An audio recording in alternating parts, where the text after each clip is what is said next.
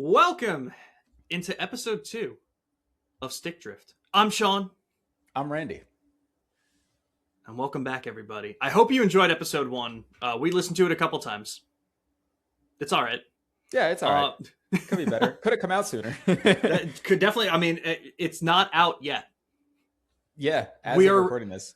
We are recording this on April 3rd, 2026. Always nice to put timestamps on things, especially because we're talking about just news. So you can know how late we are, Yeah, you'll realize it for the first one. We had other stuff we had to fix for the first one and do. Yeah. So, we have our reasons. You guys don't need to know about that stuff. But yeah, we're gonna get better with that. We're it's just a lot of learning the UI, I've never edited videos or done anything like that before, so it's a little bit of a learning curve, but it's not too bad for what we're doing, and honestly, the stuff that we're doing makes it pretty easy to do. So hopefully everything comes out well. Hopefully you guys are liking it. Don't forget to like, comment, subscribe, everything on YouTube. Drop your comments on Spotify, wherever you're listening to this. Tell us what, like I said, I know we went and did top 5 favorite franchises last week, so let us know what some of your favorite franchises are, and there's definitely going to be stuff that we want to hear from you in this episode as well. But with that being said, we opened last week's episode with the Spotlight segment, kind of just talking about, we kind of had the idea to talk about smaller things that maybe wouldn't have hit bigger news sections at first, but honestly, it's kind of just turning more into like whatever we want to talk about at the time, whether it's something smaller that wouldn't be talked about, or if it is just something super relevant that we do. Or just one of our fixations at the time. Yeah, because we have a lot of them. Yep. So, Randy, why don't you kick us off with something that you wanted to talk about? I want to talk a little bit, actually going off of the fixation thing, Mouse PI for Hire. Not necessarily the game itself, although I am interested in that. I think mainly the same reason that everybody is, with the rubber hose style animation looks really, really good. Yeah. But also one of my favorite bands, Caravan Palace. Sean, I don't think they're one of your favorites. I think he's very into metal, for anybody who hasn't picked up based off of his shirts. Yeah. He's very into metal.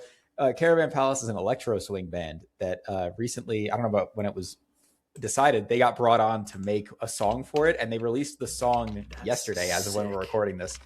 It's so good.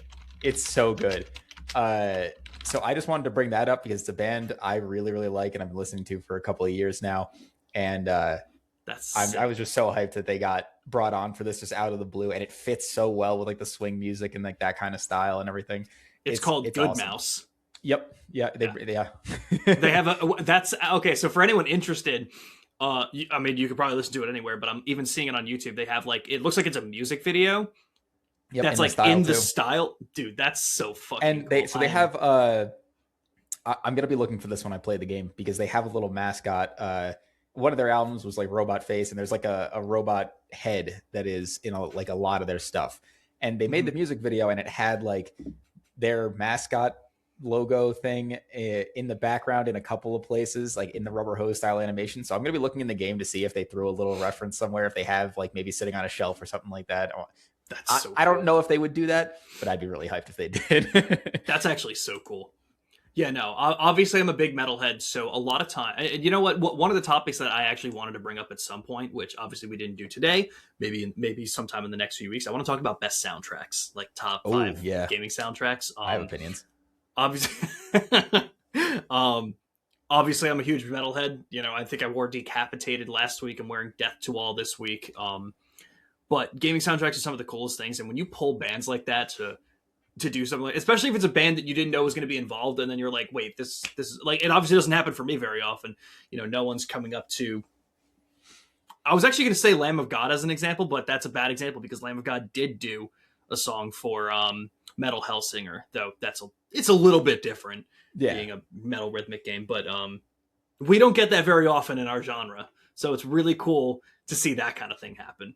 It's also kind of cool for this band, like in particular, just a little bit off topic for a gaming podcast, but they got their start as they got brought on to make the soundtrack for a movie, and they had to make like a swing kind of soundtrack for it. And they didn't know each other. I don't remember off the top of my head, but it might have been something small, but they were just brought on to make like swing music for it. And they just ended up being like, hey, we're really good at this. Like, we should keep doing it. And that's awesome. I love kind of comes full circle where now it's like now they're getting asked specifically as a group to do more of like it. that's fucking awesome. Yeah. But like speaking about Mouse PI for Hire, is there like do you have any interest in playing this game? Like, have you Yeah, seen yeah. gameplay? Okay, I yeah. have, yeah. I Holy like crap. Doom. I wouldn't say I'm like a massive Doom fan, but like I play them, I have fun, Mhm. you know. Yep. And Doom, Wolfenstein, I like too. I don't really know if there's a lot of the other like boomer shooter genre. Actually, there was a Warhammer one that came out like 2 years ago, Bolt Gun. That was pretty good. Okay. I think it might have been over 2 years ago now. I might be dating myself, but That's fair. Oh, that's so cool though, because like I I'm pretty new to like as weird as it is that I'm such a metalhead, but I hadn't played Doom until last year with Doom the Dark Ages was my first entry into the franchise, which is kind of sacrilegious knowing that Mick Gordon wasn't a part of it, but Mhm. I still had a fun time with it, and it's one of those situations where I'm like, I got to go back and try the other Doom games. Like I've heard songs, like I know Mick Gordon is legendary for that kind of stuff. And seeing the gameplay of this game, I totally see why you bring up that as like the reference kind of thing. Yeah, Just totally different art style, and it's really cool. yeah, very much doing their own thing. uh, I talk about. I know I talked about them last week. Like the influences that I had doing this kind of stuff. I saw Kind of Funny do like a little game preview on it, so I saw a little bit of gameplay. The puns in this game look out of this world. Like, Oh, do they? dude, it's such a punny game, and that's what I needed from this. Like Amazing.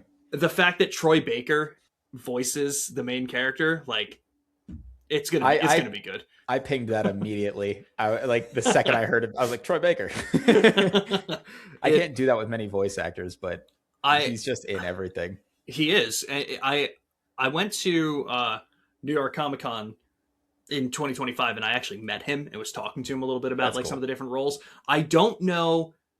I didn't talk to him about Mouse PI for Hire. If I knew he was in Mouse PI for Hire at the time, I absolutely would have asked him about it. But I think it got announced that he was in the role a little bit after that. Yeah. But like, he's such a good voice actor, so I like that's definitely just adding to everything else about this game that's getting me excited for it. And so that's coming out April 16th. So that's only like 2 weeks away from when we're recording this. So Mhm. I'm definitely interested in checking that game out. Yeah, me too. Fuck yeah. Um, so should I talk about my thing? Yeah, go right ahead. So one of the things that I wanted to talk about mostly, I know last week, when we were talking about our favorite franchises and everything, I feel like I was a little harsh on Pokemon in particular. I feel like I was very harsh on them, and I wanted to pull it back a minute because people may have gotten the wrong idea that I didn't like Pokemon. The thing is, I do. And the thing is, I just want it to be better because I know that it can be. I'm not mad. I'm disappointed. That's exactly that, dude. That's exactly what it is. So I'm bringing this up just to talk a few points about it because this is a game that I think a lot of people either skipped, just didn't have access to, whatever the case is. And now that it has some kind of accessibility on the Switch too, I kind of want to see what people think about it. So I'm going to say this a lot in all of our videos, but leave your thoughts in the comments on this game if you're trying it out for the first time, if you're coming back to it, whatever the case is. Um, but if you're on the Switch too, and you have the GameCube service, that's the NSO Plus expansion pack kind of thing. I forget the total name of it, but if you have access to it, Pokemon XD Gale of Darkness was just added on there finally, and these were two games between that one and Coliseum. Coliseum was the first game. XD Gale of Darkness was the sequel.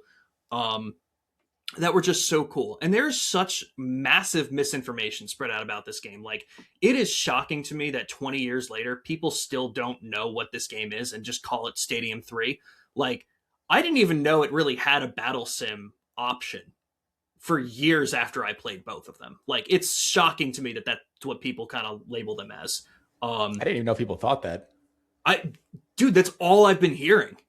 And like when I brought it up on stream for the like before they were coming to the service, if I brought it up, they were like, "Oh, you're gonna play Pokemon Stadium 3?" And I'm like, I don't know what you mean by this. Like, they're like, "No, it's just a battle sim," and I'm like, "No, it's a fully like open game. Like, it's not open world, but it's like open zone. It's like there's a story. It's linear. Like, there's so much to do. I think the only thing that like kills replay, like, and I'll get into the bits of the pros and cons, but they're I guess I see like the confusion with like Coliseum and Stadium. If you haven't looked into it and you just hear the names, I could totally see that. 100%. Yeah. XD Gale of Darkness, I couldn't understand if somebody still thought that. Yeah, no, it makes no sense. So, in Nintendo fashion, making decisions that are very weird and that make no sense for everybody involved. I have no idea why they threw in XD Gale of Darkness in before they did Colosseum, being that it is a direct sequel to Colosseum. Um, it if you were looking forward to these games and you're holding off to play this one until you play Colosseum, you don't need to. It is a sequel, but it's like loosely based. And what I mean by that is you're not going to lose out on the story of Colosseum or be confused about the story of Gale of Darkness by playing this one first. You'll kind of just see some characters that they introduce, and you're like, that was a weird way to introduce them, and it's just because they expect you to know them a little bit from before. But it'll still be very cohesive. But the reason I bring this, Coliseum. Did you play Gale of Darkness? Yeah, me and you played it. Who the fuck are you? Man, dude, I say it like it's obvious. We were like 9, but yeah. I was gonna say probably a long time ago. Yeah. But that's important to bring up because I want to talk about this for a couple minutes within the context of this is one of my favorite games I had ever played, especially as a kid. So this is coming from someone who has nostalgia goggles on for this. However, I want to talk about this in a way that maybe removes those nostalgia goggles and just tell you what I think they do really well and what they don't do very well. Because I'm not going to make this out to be like the best Pokemon game ever, because it's not. But I think it does a lot really well. And so speaking of that, with the pros, I think, and again, I don't know how many people will be on my side about this. I think the animations and how things look in this game are probably some of the best they've ever looked. It is insane. Like, the amount of care put into these animations, the attack animations, how everything looks, and how like the fainting animations being thrown out, all that stuff looks so detailed compared to how I think Scarlet and Violet looks, and it's so scratchy and like I don't I don't think you have to like. I don't think you have to preface that with like a how I think. I think that's a pretty generally accepted opinion. I do see some people saying I was on a great place earlier today, Reddit. I saw a couple people talking about Scarlet and Violet and saying like, wow, the game on Switch 2 looks gorgeous. No, it doesn't. No, it doesn't. Stop that. You're lying to yourself. This is some copium. It might look better, but... Yeah, the resolution's better. And the draw distance, I think, the number of Pokemon, obviously all that, it is marginally better, but the game still doesn't look good. You can't say that. Yeah. So it always blows my mind. And, for different reasons, too. I don't remember if I brought this up last week, so I'll just mention it in a real quick way. Like, I think what Scarlet and Violet did well, it was a give and take. I think what they did really well was they made it feel very immersive in the sense that, like, when you want to fight that wild Pokemon that's on the field, you just throw your Pokemon on it and you are fighting at that exact place. And that's really cool because it adds to the immersion. What it does, though, is because you're adding that immersion factor that you can fight wherever you are standing, it removes the graphical fidelity and the performance fidelity because you're just doing it wherever. Whereas in a game like Sword and Shield, where it's pre-rendered backgrounds and stuff, like you walk into a battle, I think everything feels better and looks smoother because there's more to put into that, but it removes the immersion factor where it's not everywhere. So I think that might have been part of it. Okay. The bigger thing is probably just the open world with the graphical fidelity, because you can see the same thing in Sword and Shield where the game looks fine in most areas, but if you're in one of the wild zones, it immediately becomes not good. Rough to say the least. Yeah. So I think it's more just, and perhaps it's like an engine constriction and they don't want to make a new one or like get a new one because it's something we see in Monster Hunter Wilds and in Dragon's Dogma, where they were both built on the RE engine, the Resident Evil engine, and they both run terribly because that engine was not made to handle open worlds. So it could be a similar thing with Pokemon, where they might have had something for maybe they were making Sword and Shield, let's say, for the Switch 2. They or Switch 1, sorry, and they changed their engine around, and then they later on were like, hey, we could try something more open, but they just couldn't do it. And then I really don't see an excuse by the time you get to Scarlet and Violet to not have fixed that. Right. Other than we don't want to spend the money to fix it. True. But yeah. So to say all that about the graphics and everything, so obviously taking out the resolution side of things, because obviously that this is you're still playing the GameCube version of it, so it's going to look like a GameCube game. But with that in mind, the animation specifically is what I'm bringing up, and I think there's so much life to them and so much care put in that it's so cool. Yeah. A couple of the other pros to this game, I think. For Pokemon story, that I never play Pokemon games for story. I don't know how many people do out there. You might do it. Because I think there are some really good stories that they tell. I think Gen 5 specifically had some really cool storytelling and stuff that they were doing. But I think both Coliseum and XD do a lot in terms of storytelling. I think they do have very memorable characters, whether it's because of the way they look and how ridiculous they look, like Mirror B or whoever else. But I think there's a lot of really cool places, a lot of really cool characters that get shown off, and I think it's just a very memorable game in that sense, in my opinion. So that's partially my preference, but I do think that if you play through these games and you have that open mind, you will come out the other side being like, that was some pretty cool stuff that they were doing there. Soundtrack, I think, is incredible. Again, that's totally preference, because I think a lot of Pokemon games have really good soundtracks, but I think the Coliseum and XD stuff is really cool. Fun fact, the composer for these games still as of 2025 was going out doing concerts with an orchestra for his music for those games because he loves it so much. Like, that's so cool. That's really cool. Yeah. So in terms of all of that stuff, I think it's really cool. And also, these games are difficult. Like, being primarily double battles, I think there's a lot more need for strategy, a lot of other things. The main way you play this game is like catching shadow Pokemon, so there's not really many wild Pokemon to catch. In Coliseum, there's none. XD, they kind of add like something that you can do I won't get into, but primarily it's shadow Pokemon that you're catching. So it's other trainers' Pokemon, they throw them out, it's a shadow Pokemon, I gotta steal you. So you have to, damage it a certain amount. Like, I feel like a lot of the more recent games are very lenient on if you kill something, you can like retry it. Whereas these games are not like that very often. And then Coliseum specifically, if you miss that shadow Pokemon, it's done. Like, if you just keep killing your potential catches, you could be going through this game with just your 2 Pokemon you start the game with. Like, it could be pretty rough. But so take that as a pro or a con, because I think a lot of the more recent Pokemon games have been much easier. So people have been saying like, hey, I want more of a challenge. I think these games are definitely a lot more of a challenge than something like Scarlet and Violet was, Sword and Shield was. They're tougher. I'm not sure how I feel about the difference in challenge, because with playing through Leaf Green with that recent like re-release, I think what I noticed was it just kind of required more grinding, like with the lack of XP share and things like that. It wasn't like things were ever difficult, right? No, yeah, it was just you kind of had your time wasted a little bit, and like, right. I don't know if it's a good thing or bad thing. I don't really mind grinding like that, because it wasn't like you're doing it for hours on end. And most of the grinding that I did was just, I want to use this Pokemon instead of another one, so I'm gonna that's like the decision that I'm making to get them back up to level, right? It wasn't necessarily on the game there.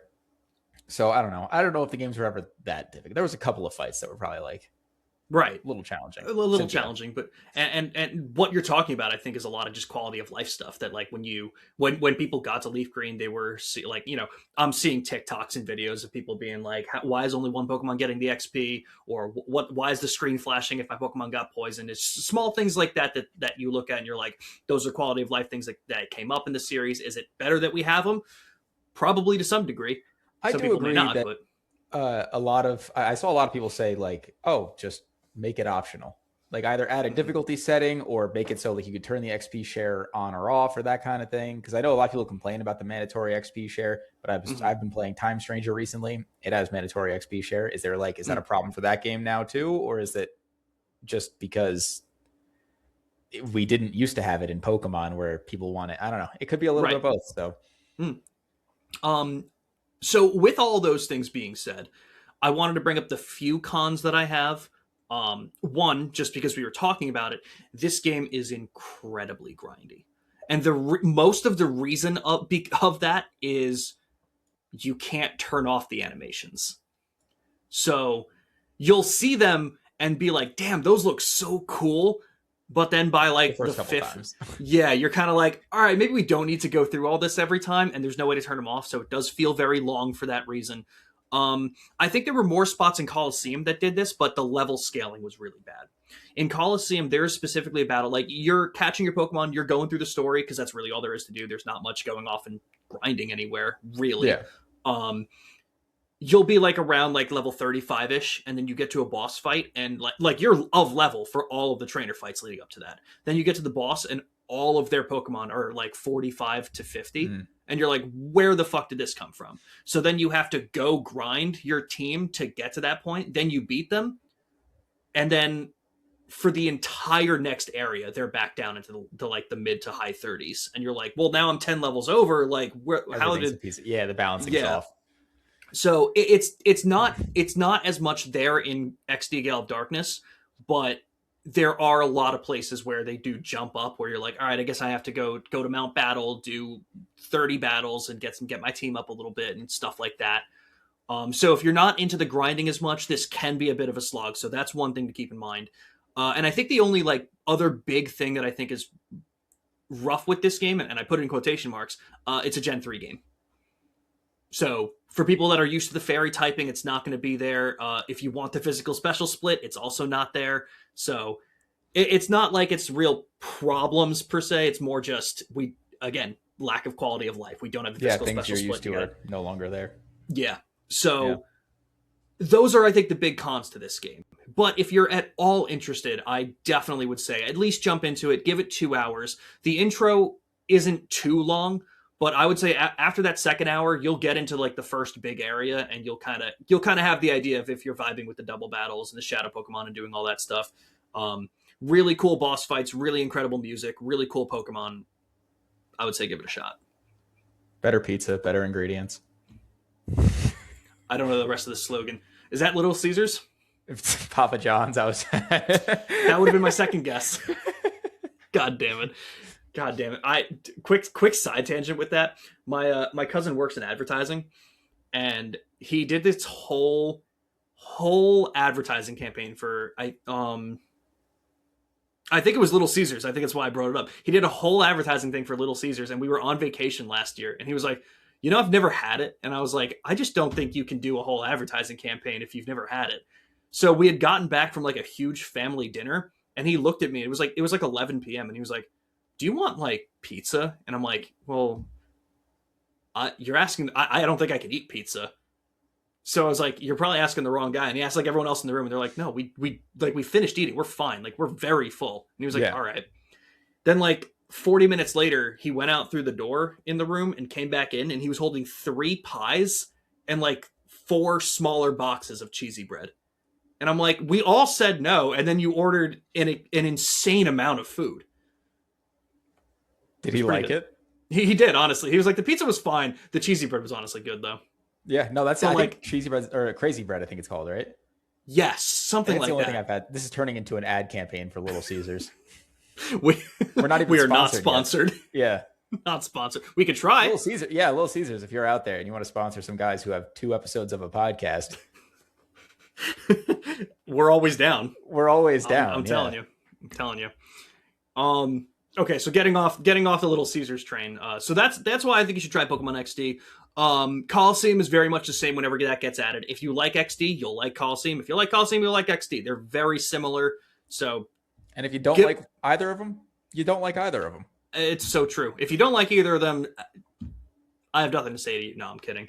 But like I said, if you're trying it for the first time, if you're very interested in this game, leave what you think of it in the comments. I'm very curious because, again, coming from someone who has the rose tinted goggles, the nostalgia goggles on, that loved this game as a kid, I'm curious to know from a modern context, do these games hold up in those ways? Do you think the animations do look that good? Again, resolution foregone.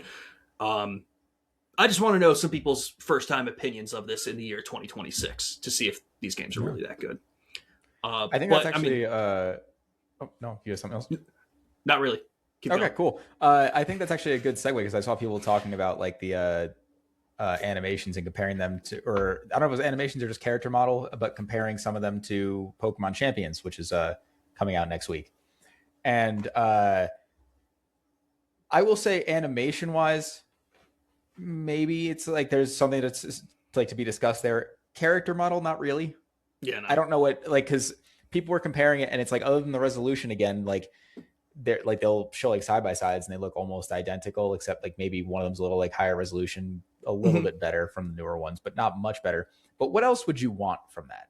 They're not going to make them look realistic. They're not going to give them like actual fur or like feathers or something like that. Like, that would look creepy as hell. I was Yeah, I just wanted to cut in there with like the comment to make about that. It's like I did see people talking about it when they got announced for the Switch 2 and being like, when Legend ZA came out, people were making like the side by side comparisons to some of these Pokemon and being like, how are these animations 20 years apart?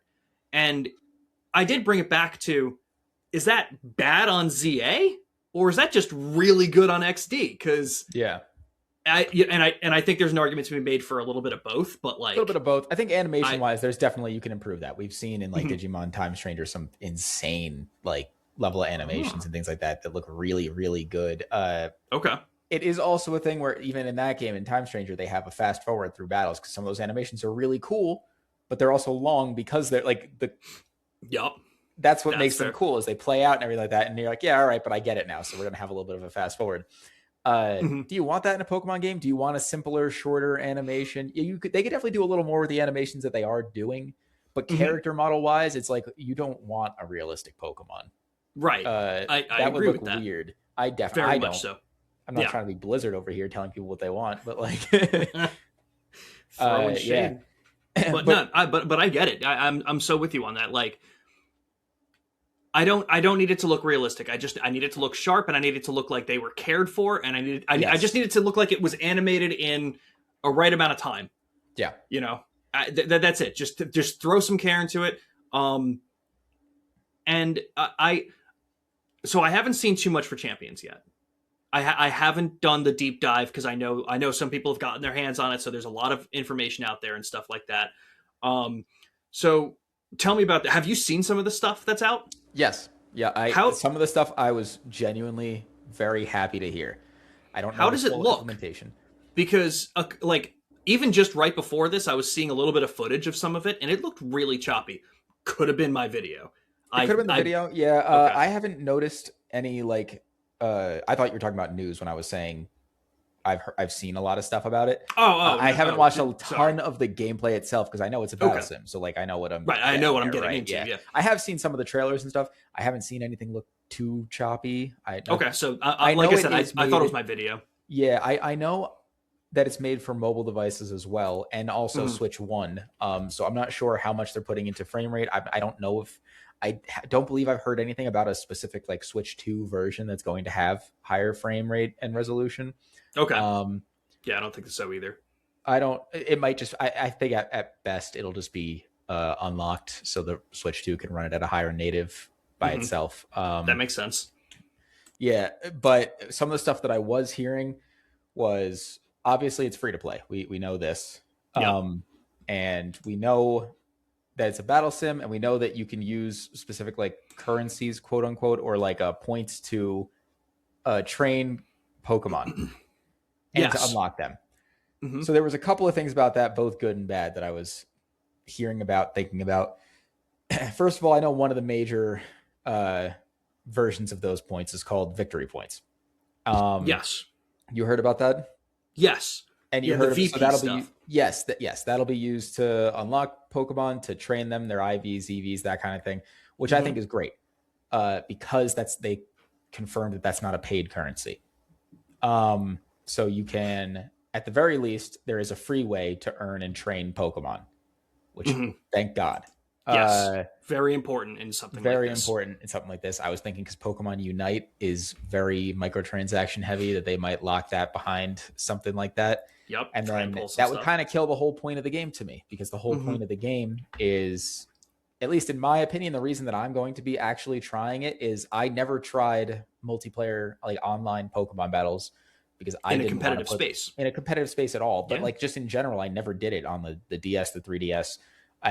On the Switch, I never tried to do online battles because I know people spend hours and hours and hours training and breeding and getting the perfect IVs, the perfect nature, everything like that that they want for their Hmm. Pokemon, and they have all these comps laid out. And I would be totally down to come up with a comp if I could then actually like if it didn't take 3 weeks for me to get that set up, like Right. Yeah. it takes so long that I'm pretty sure that's the main reason that they're putting out this kind of thing Yeah. because now a lot of people who want to get into competitive have an easier way to do so.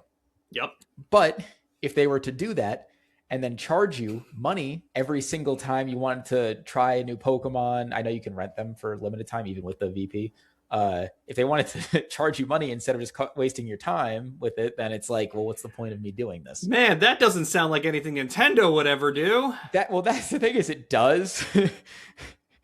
So here's hoping. Here's hoping. Yeah. Well, they did say, I don't know how much it's going to cost.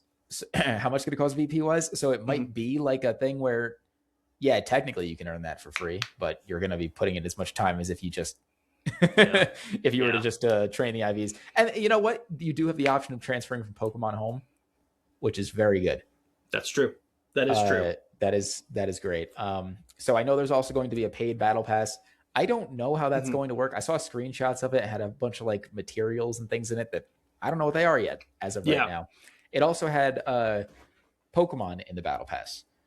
I know they said that some certain rewards from the battle pass will be unlockable with VP, the victory points. So I'm assuming that what they mean by that is like things like Pokemon or stuff like that.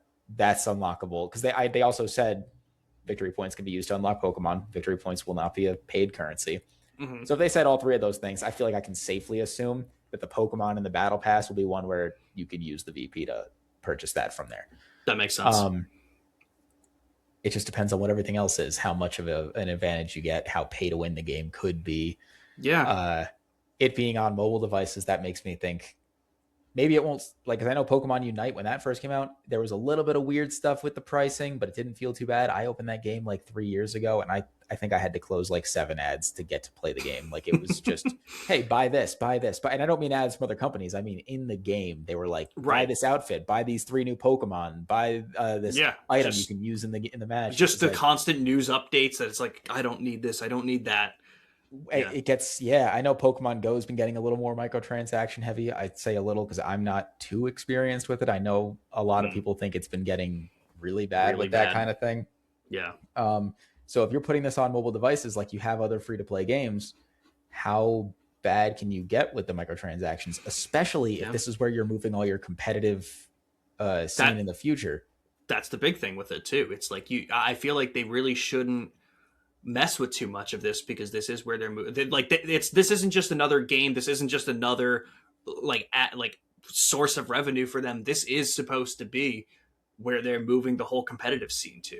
So, and if I open that game and I have to close 7 ads, I'm not going to take your competitive scene seriously. Yeah. I'm not going to care to be a part of this community. If you like the competitive community, if you're like just trying to shove things down my throat for money. Yeah. And I understand you got to make money. But but it gets to a point where it's just a real turnoff. That's all it is. You know? So they're walking a fine line right now, and I'm gonna try the game. Of course, I'm gonna play it. I'm actually a little. Don't worry, because I never tried. They have a lot of good credit built up. You know. No, no, I don't. But I'm definitely interested to try the game out. I wonder what the gameplay loop itself will be in the game. So like that was something I wanted to ask, because now I'm gonna talk about this actually from a very funny standpoint right now. Of my original expectation before we knew anything more about this was kind of going to be similar-ish to Pokemon Stadium.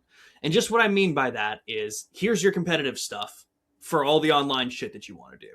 But then for those of you that don't really particularly want to do the online stuff, we have the Pokemon Stadium stuff. We have your battle sim stuff. You can just pick your team of Pokemon from the massive registry that we have, and you can go off and battle these random. Like Pokemon Stadium had like here's do your rental cup. Do the basic rental cup. You fight 4 trainers in a row with your team of 6. You throw out 3 and you do the battle. Now, Randy, I don't know. I don't think that's a lot to ask for. Yeah. I'm going to preface this by saying I might be asking for a game that this was never supposed to be to begin with, so I can't hold it against the game. I just don't think that was very difficult to put in, and it does not seem like you can battle NPCs.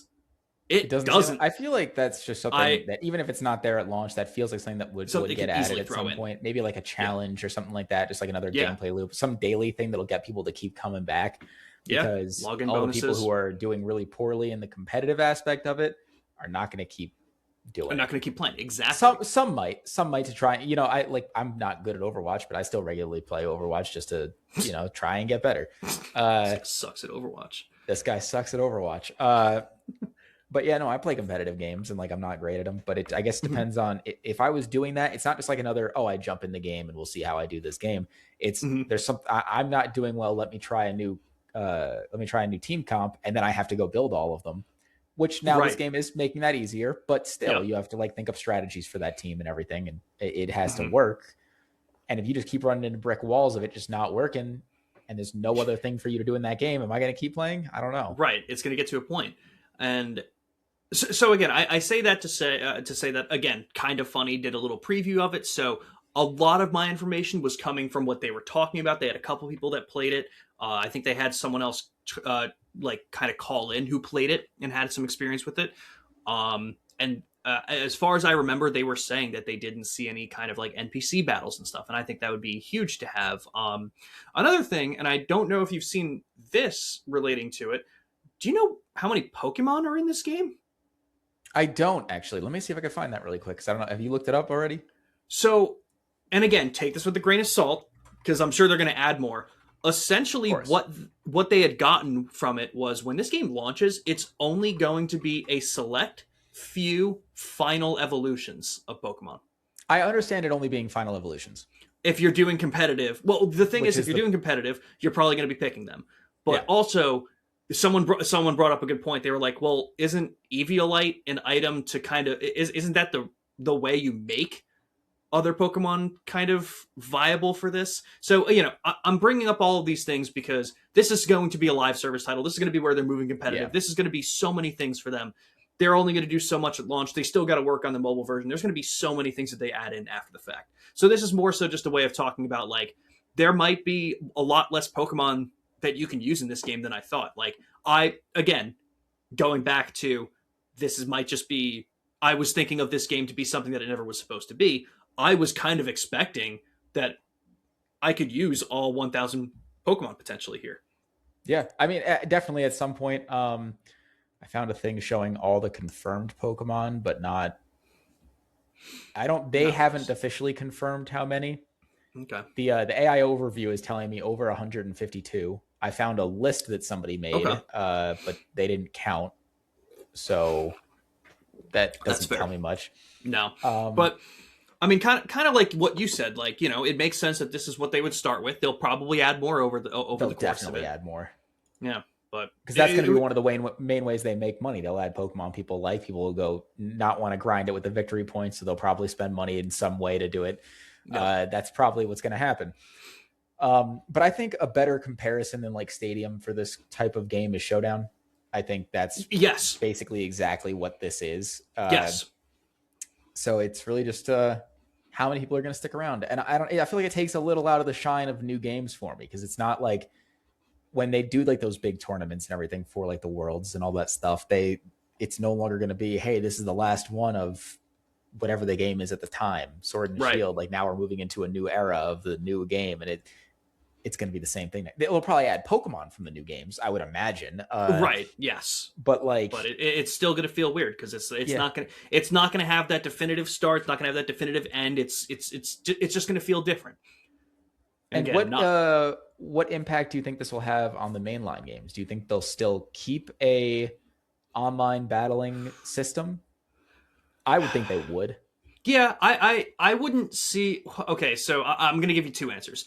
No, yes, I believe they would keep it just because, it's still something that people could do for fun. It's still going to be different animations. And, I don't think in this kind of a situation, I don't think Gen 10 is going to launch. And then in the first week, they're going to add Gen 10 Pokemon. I think it's going to be, here's Gen 10. You have Pokemon champions over here. And then within the first couple of months, they then start to trickle in the Gen 10 Pokemon. So you still I could see them doing that. What, like a day one? Day one. Yeah. Probably not all of them, but like you have I could so see much them faith adding in this company.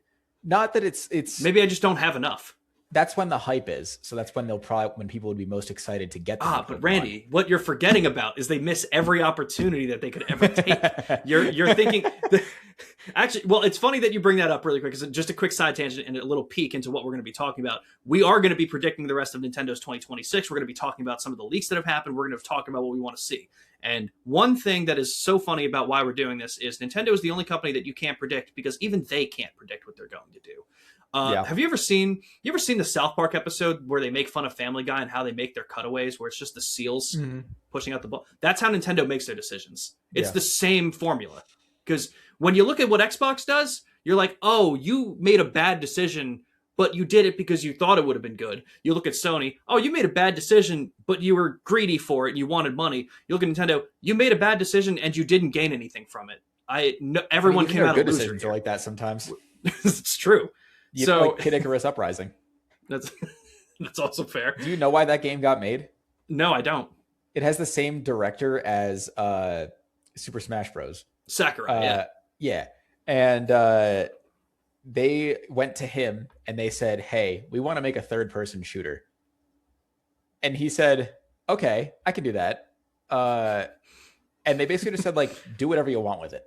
And he was like, okay, it'd be easier to make an IP or to make a game off of an IP that we already have rather than developing a new IP for this.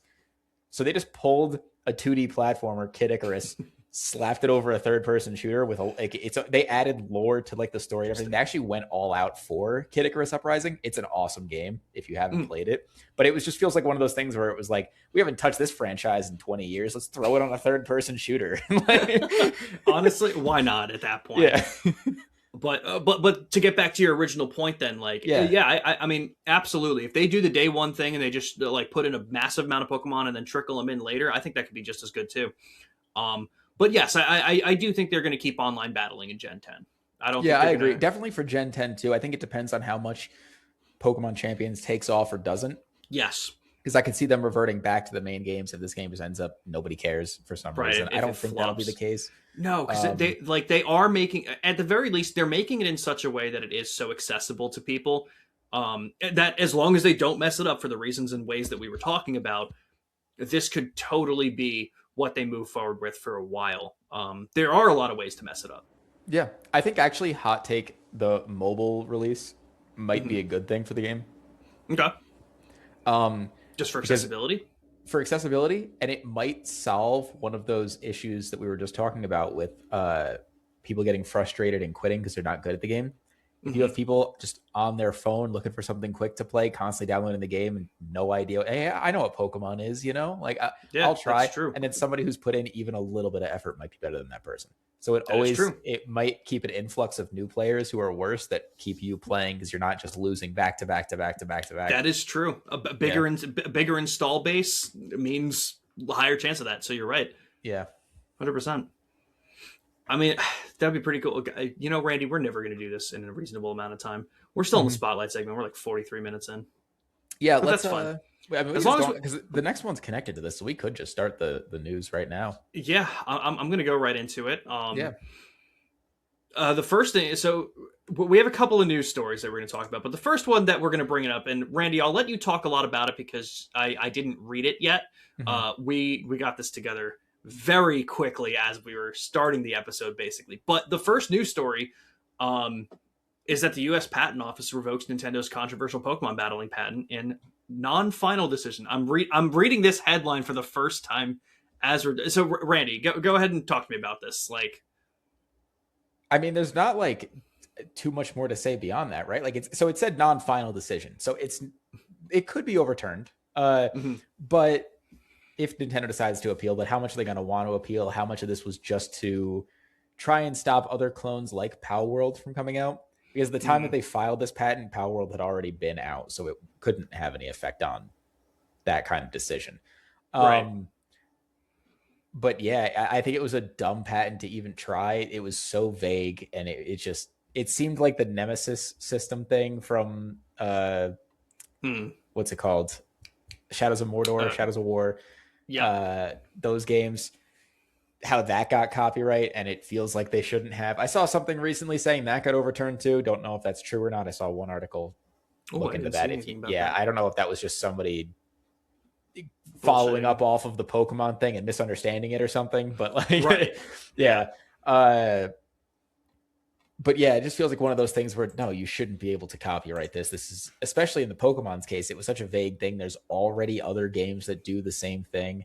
I'm not sure if they Mm. came before Pokemon ever, but like you can't retroactively file. And then what if those other series want to make another game and they have Right. precedent of doing it for all those years? Like Yeah. they're gonna have to be allowed to keep doing it. So It's such a messy thing to try and do something like yeah, this. I feel like, and again, as someone who isn't developing games and isn't in that space, I feel like I've heard this where it's like a lot of gaming companies, patent their mechanics. Like, I don't think that's necessarily a new thing, but I think the new thing here is the suing over it or something along yep, these lines. Because, it's okay to protect your thing, but like, it's a certain line of, hey man, this is like the creative freedom. We're trying to do something, and there's always it shocked me more so that like, and there were reasons for it, that Nintendo went after Pal World in terms of those mechanics and not like art design creatively for the, like, I feel like there's a lot of other things that they could have went after and maybe not that they would have won, but had a better chance with, but this was the decision they made. Everything felt so weird about this. yeah. Well, I mean, Nintendo obviously sues a lot. We know that. Very true. Wait, what? Hold on. I'm gonna bring that up really quick because I can't remember what it was. Did you hear that story about the guy who I think it was I think it was against Nintendo. I wish I had more information about this, but the last thing he did was like he stole something or did something, and it was like, "Catch me if you can, you pieces of," and like then he got caught doing it like I don't know. immediately Yeah, no, after. I didn't hear about this. Oh, okay. You know what? Talk about something. I'm gonna see if I can find it. I guess just Okay, so one of us had to pee. So technical difficulties, I think, is the term we wanted to use there. it's not what my chat says. Okay, but yeah, we were talking about the whole the. Want to try again? I was just so stuck on you peeing, bro. Jesus. He saw the pics. They're all in the chat, guys. You could just just leak the chat logs. We're good. But yeah, we were talking about the whole battle patent getting overturned and everything, and it just makes so much sense. Like it's so. I'm glad it did. I'm surprised it went this far to begin with. I don't know much about the legal side of that kind of thing. Yeah, but like I can't talk too much on that. But it's ridiculous. Nintendo keeps trying this stuff. A lot of times they succeed. That's probably why. I know a lot of times a lot of times you sue. It's not necessarily because you actually think like, oh wow, like we want to be a complete ass about this sort of thing. We want to just make sure nobody's doing anything similar. A lot of times that they're suing is because if you don't enforce your own patents, I know that legally, if another company uses, or another like company or something like that happens where they use something, they can use you ignoring previous cases as a sign that you don't actually like care about your patent, and then can get it. They can win a lawsuit because of that. So a lot of times when Nintendo's suing, it's not necessarily like a more defense than offense. It's more defense than offense. It's preventing other people from doing, even if it's like a little guy, it's like, who cares about Power World doing something vaguely all of the little similar. guys. Yeah. It's almost exclusively little guys. Yeah. It's now in the future, if somebody tries something and is a little more aggressive about it, they can't necessarily use it as like a defense of, hey, they ignored Power World. Now so they must not care with it. Yeah.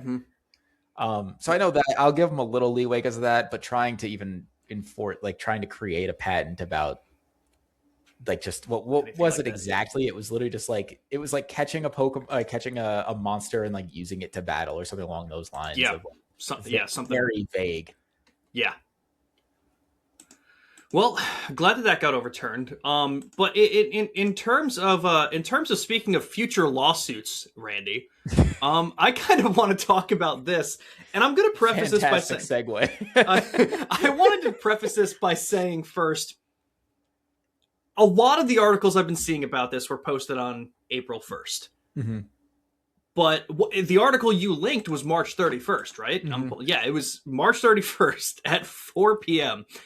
Oh, and it's a credible. I actually know the source, so I'm just going to read the headline. This was from IGN by Rebecca Valentine. And like I said, timestamp March 31st, not April 1st. New Mind's Eye mission will reveal evidence the game was sabotaged, claims CEO. We know we had, without doubt, the worst launch in history, is the quote from it. Randy, this can't be real. With everything else surrounding the development of that game, I 100% believe it.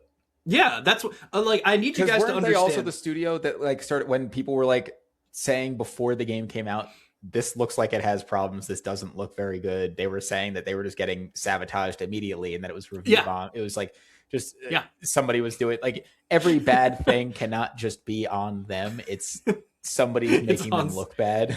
There's a conspiracy. There's a plot. There's something.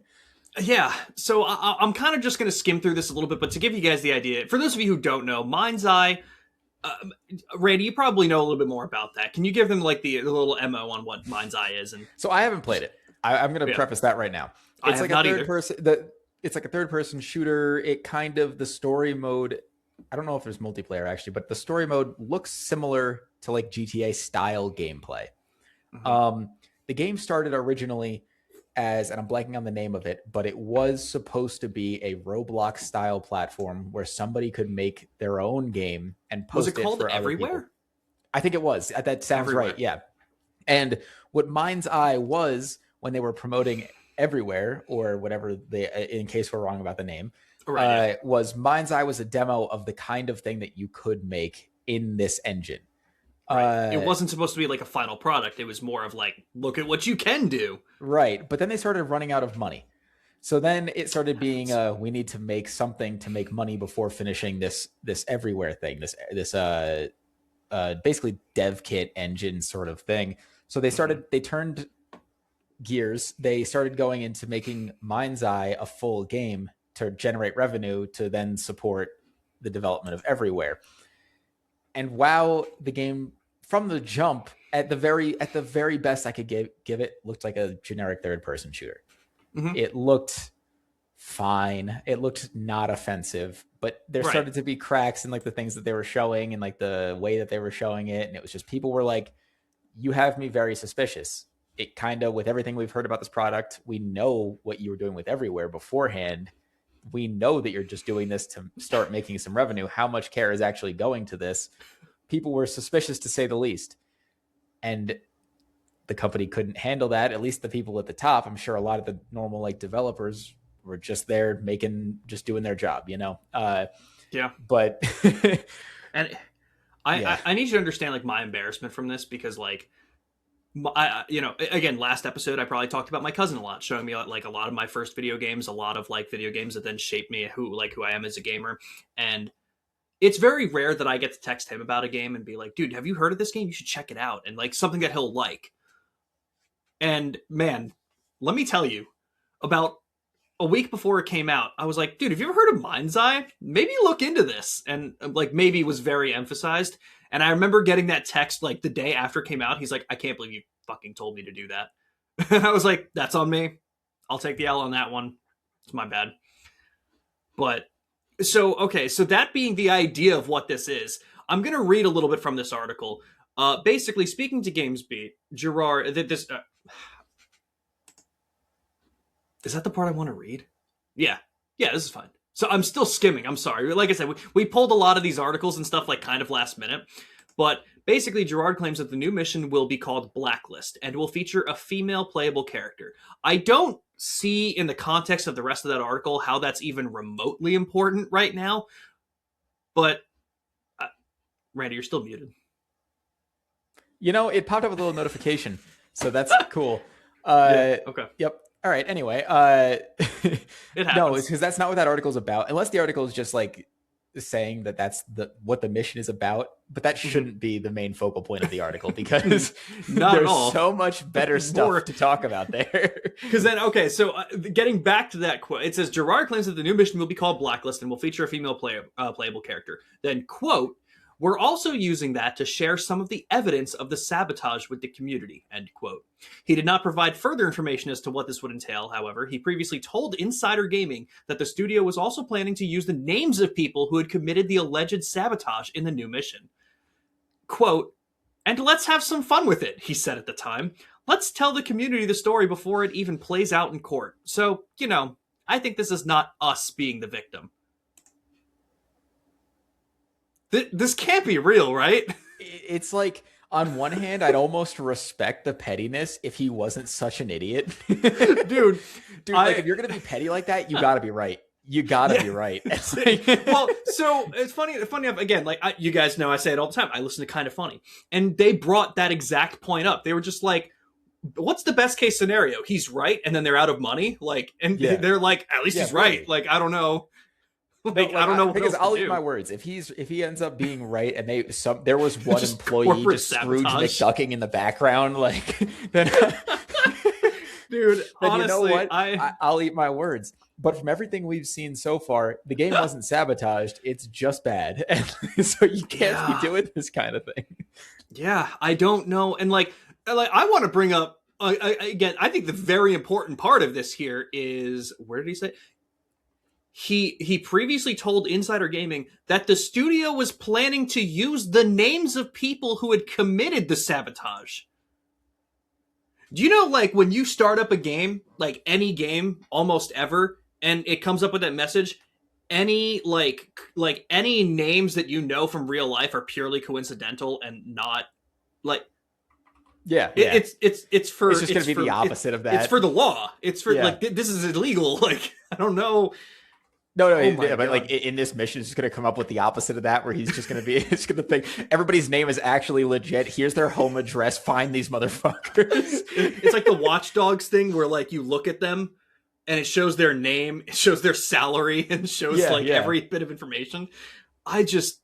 Man, dude, like, I think like the next article we're gonna see from this dude is just like an Edgar Allan Poe thing of like, he had somebody under his floorboards, previously worked in the studio. Dude, you might be right, Amontillado, he like built him into a wall, and his you might be right. Like, I think I'm the real victim here. Like, this is just so ridiculous. Like, to kind of talk a little bit about what you had said before. I have not played this game.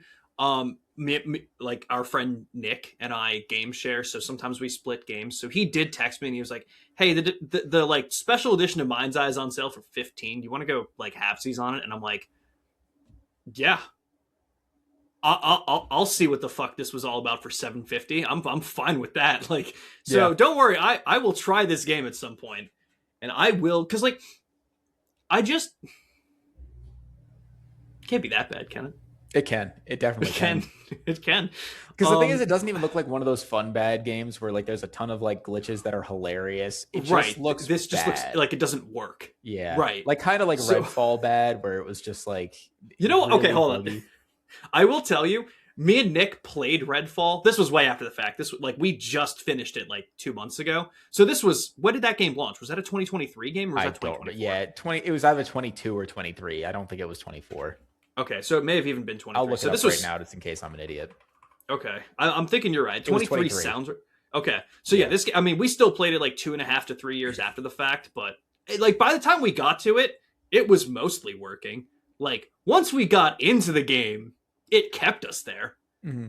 But you're right. This is just one of those rough games. Like, if anything, Randy, I will do my best to get to the point that I need to in this game so that I can play that mission when it comes out. Because you and I both know it's not staying in there long. Yeah, no. This is getting removed immediately. Like, yeah, no, it's one of those things where it's like I just want to say I was there. Like one of those like 600, you know, like the number that people always spread for Concord of like 667 like max player. I was one of those. So I was That's exactly it. That, like, I had Concord. I was playing it at its peak player count. This is the point of it. I will say the game wasn't as bad as everybody says it was. It wasn't great. It wasn't very good. I am a little surprised by that player count. It wasn't. I wouldn't keep playing it, but like I've played so many worse games. That's fair. Yeah, that seemed to be the general consensus with Concord. Not with Mind's Eye though. No, I don't even want to try that one.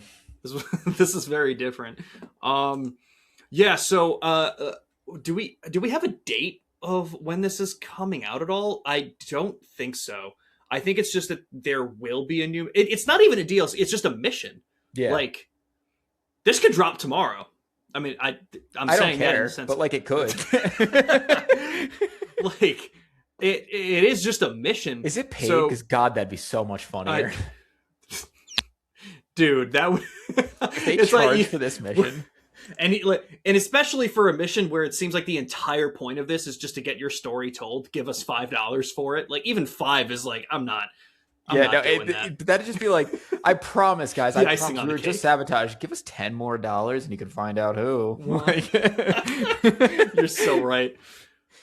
So I will keep everyone updated with this, and like shout out because like I want to hold on, wait, give me 2 seconds. Can I find the line in here? Yeah, here we go. Oh, it was the first fucking paragraph that I skipped over. I'm just going to read the beginning of this again, just to reiterate. This is the IGN article by Rebecca Valentine. I'm just going to read the first paragraph here. Build a Rocket Boy CEO Mark Gerard says that the studio is preparing to add a new mission to its game Mind's Eye, which will include, quote, evidence supporting his repeated claims that the game was sabotaged by bad actors. So, I'm not really sure in the context of what this is, if he's saying that, like, oh, we just had some corporate spies put in here and they've been sabotaging shit, or if he means that the actors who did the stuff in the game were bad, because, like, also, he's having a rough time. Do you know who the lead actor for this game was? no, I don't. He played Lincoln Clay in Mafia 3. And this guy just keeps leading games that just don't. Yeah, it's. And I'll tell you, I like Mafia 3 a lot more than most people. Like, I really enjoyed that game, but I get every criticism of it. Like, Yeah. it's not. I'm not out here defending it to that degree. But like, and I don't like. I can't speak on Mind's Eye, but like, I don't think his acting was the reason people didn't like Mafia 3. So I didn't for play him, Mafia 3, but like from the problems that I've heard of the game, no, the acting was not the problem. right? So poor guy, man. Mm-hmm. Poor guy. He just picks I guess not picks. He probably takes the roles he can get, and probably like as somebody who's unknown in the industry, it's like going to be lower projects, especially after one of your projects doesn't do that well to begin with. So it's probably just like a snowball effect kind of thing where you're in some bad games, and even if you're not the reason they're bad, people don't want to hire people who are known for bad projects. It's just by association, and it sucks. So I don't really have much else to say about this one. Any other comments to make about it? Yeah, I haven't played the game, so it's like, you know what, Randy? Maybe that'll be our first stream together. Yeah. Please no. Well, to get away from that then. But actually, since while we're on the topic, just because anybody listening, if you have ideas for like things you want to see us stream, we're thinking about doing streams like that. Please send them to us. We'd love to see. Maybe it's something we could both do, like to time things up, either co-op or either some form of like a single player thing. Might be a little difficult with us being in different locations, but like, if there's something you guys want to see, please let us know. We'll work to get something out. We want to do more than just the podcast, so let us know. And actually, since we're talking about things with you guys, you'll probably see in the background of the first episode, background of the second episode, we're using gaming screenshots. I'm the one taking those screenshots right now because I don't know where to get like royalty-free stuff like that. Yeah, so, Google Images probably isn't the best Google Images, no, because I don't know the law and that kind of thing. I don't want to take some from just random people, end up getting in trouble, not being able to cite them properly. Like, so I'm just taking them myself. If you guys want to are making any like art of games, or if you want to like send some really cool screenshots you took with like a game's photo mode, if you want them like showcased on here, I'll put them in the background. I think our video in the first episode is a little big, taking up a lot of it. I'll figure out ways to like shrink that down, kind of highlight some of your art, some of your screenshots, things like that you thought were really good. We'll obviously give you credit for it. Absolutely. But yeah, no, if you want to do that kind of thing, please send it our way. 100%. So the last news story kind of ties into the main topic. Randy, do you want to take us into what the main topic is going to be? Yeah, so I think right now we're talking about actually going off of what's it called? What we were talking about earlier with the Nintendo thing, right? Yeah, like Pokemon Champions and shit. Yeah, we're talking about the leaks for the new Zelda, or leaks for the new like Zelda remake, the Super Mario, the Star Fox, the things like that. Mm-hmm. I did not actually get a chance. I saw some of the leaks for Zelda, but I didn't see the other ones. So if you want to start talking about the other ones, actually, I could pull that article up. Yeah, Uh, I only I saw was Ocarina of Time. I was thinking like straight from this, we just get into the main topic Oh, okay. we kind of bring up the leaks as they go along Yeah. because they'll go along. So what's our main topic, Randy? What's our main topic for today? That's predicting. You know what's funny is I almost went to this, but I saw like that. That's fair. That's our fair. I last tried to story. set you Yeah. up well. Yeah. We can cut it. It's fine. So I think what we're going to go into next is predicting what Nintendo's going to do for the rest of 2026. Stuff that isn't announced yet, or maybe stuff that is announced, but how it's going to do. We already talked about Pokemon Champions a little bit, which is the main thing that I wanted to really get into with that. I don't know what Nintendo's release schedule looks like for the end of the year. Mm-hmm. So I'm wondering if there's still some more announcements, because I feel like with last year, like Metroid Prime didn't get announced until pretty close to its release date. I'm not sure if that was specifically because of how the development was going for that game, or if it was more just we're trying to time things perfectly. I know that game didn't get reviewed too well. It did okay, but yeah. So for the rest of the year, is there anything that you're super excited about that you have like a prediction for right now? I think so. How I think we can handle this is I have an answer for you, but how we can talk about it is we'll get into the leaks after that, and then we'll go like almost even franchise by franchise and just kind of talk about how likely it is, how much we'd be excited for it, and then what we just want to see personally. But my big prediction, and again, the leaks may put a hole in this, so if we're barring the leaks, I think Luigi's Mansion 4 would be really cool to see in the fall. Really? Because what we're kind of seeing, like, obviously, like, I don't know about you, but I thought Pokemon was a slam dunk. Yeah, to be the big fall project. Our fantasy critic, our game draft, I had it. I thought it was like guaranteed with the 30th anniversary, but yeah, I didn't think it was a good pick either way. But you know, they always review well. Even Scarlet and Violet, no, they don't review horribly. It's 73, I think. Critic wise, yeah, 73. Oh well, yes. Sorry. For the Fantasy Critic League, I was talking about to get points, but no, no, you're right. So, I think a fall game could be really cool. Would be Luigi's Mansion 4. I am shocked every time I see the sales numbers for Luigi's Mansion 3. Randy, do you have any idea how much that game has sold? I'm assuming because you're saying that it either sold really terrible or really well, and because you're expecting another one, I'm assuming well. Do you have any kind of number that you're willing to throw out as a guess? I'm just curious. Okay, I was just talking about the sales numbers of Dragon's Dogma 2 with one of my friends yesterday.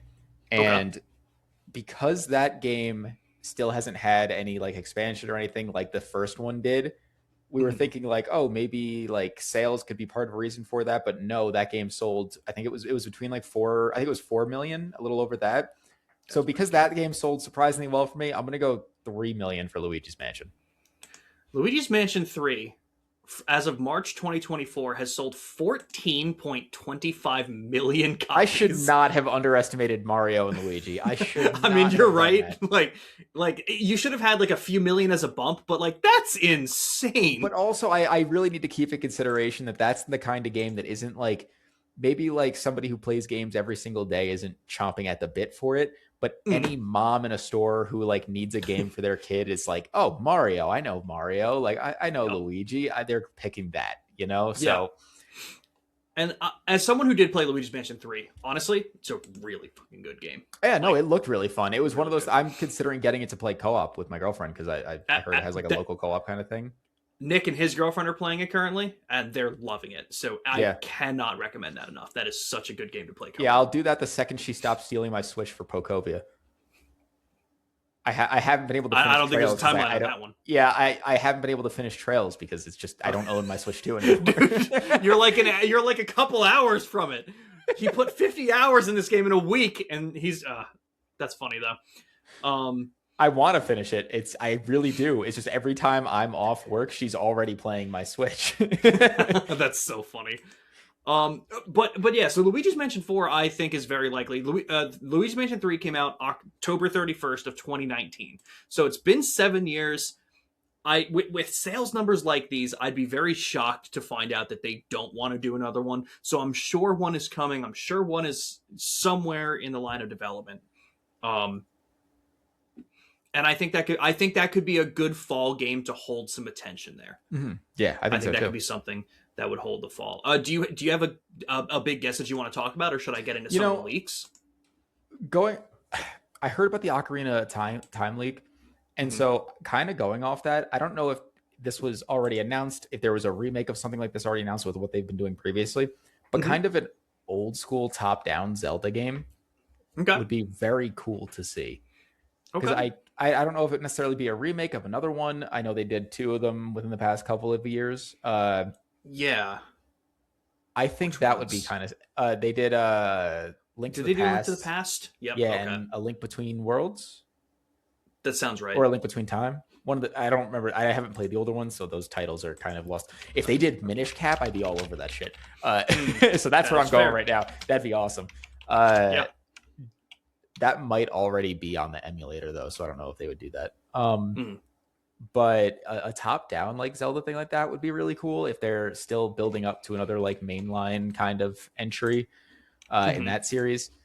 Beyond that, is there any other? I mean, I always say either Kid Icarus Uprising remaster or the fact that they never put that on the Switch is, I think they should be held criminal charges against them for that.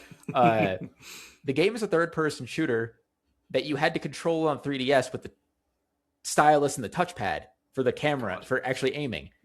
The controls were awful to the point where I'm not sure. I don't remember if the whole game or if it was a special edition that came with this. They had a stand that came with the game for you to sit the 3DS on so that you could actually play the video game because it was so uncomfortable to play.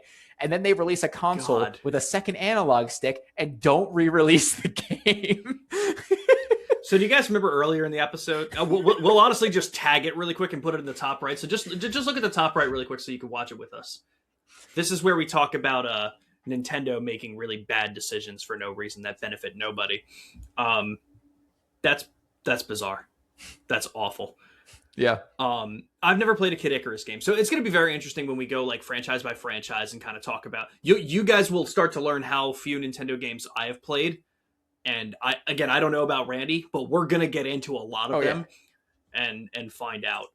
But yeah, with these leaks that were coming out, it's interesting because everything that's kind of coming out was coming out right around like the Super Mario Galaxy movie and all this stuff. Like I saw these leaks, I think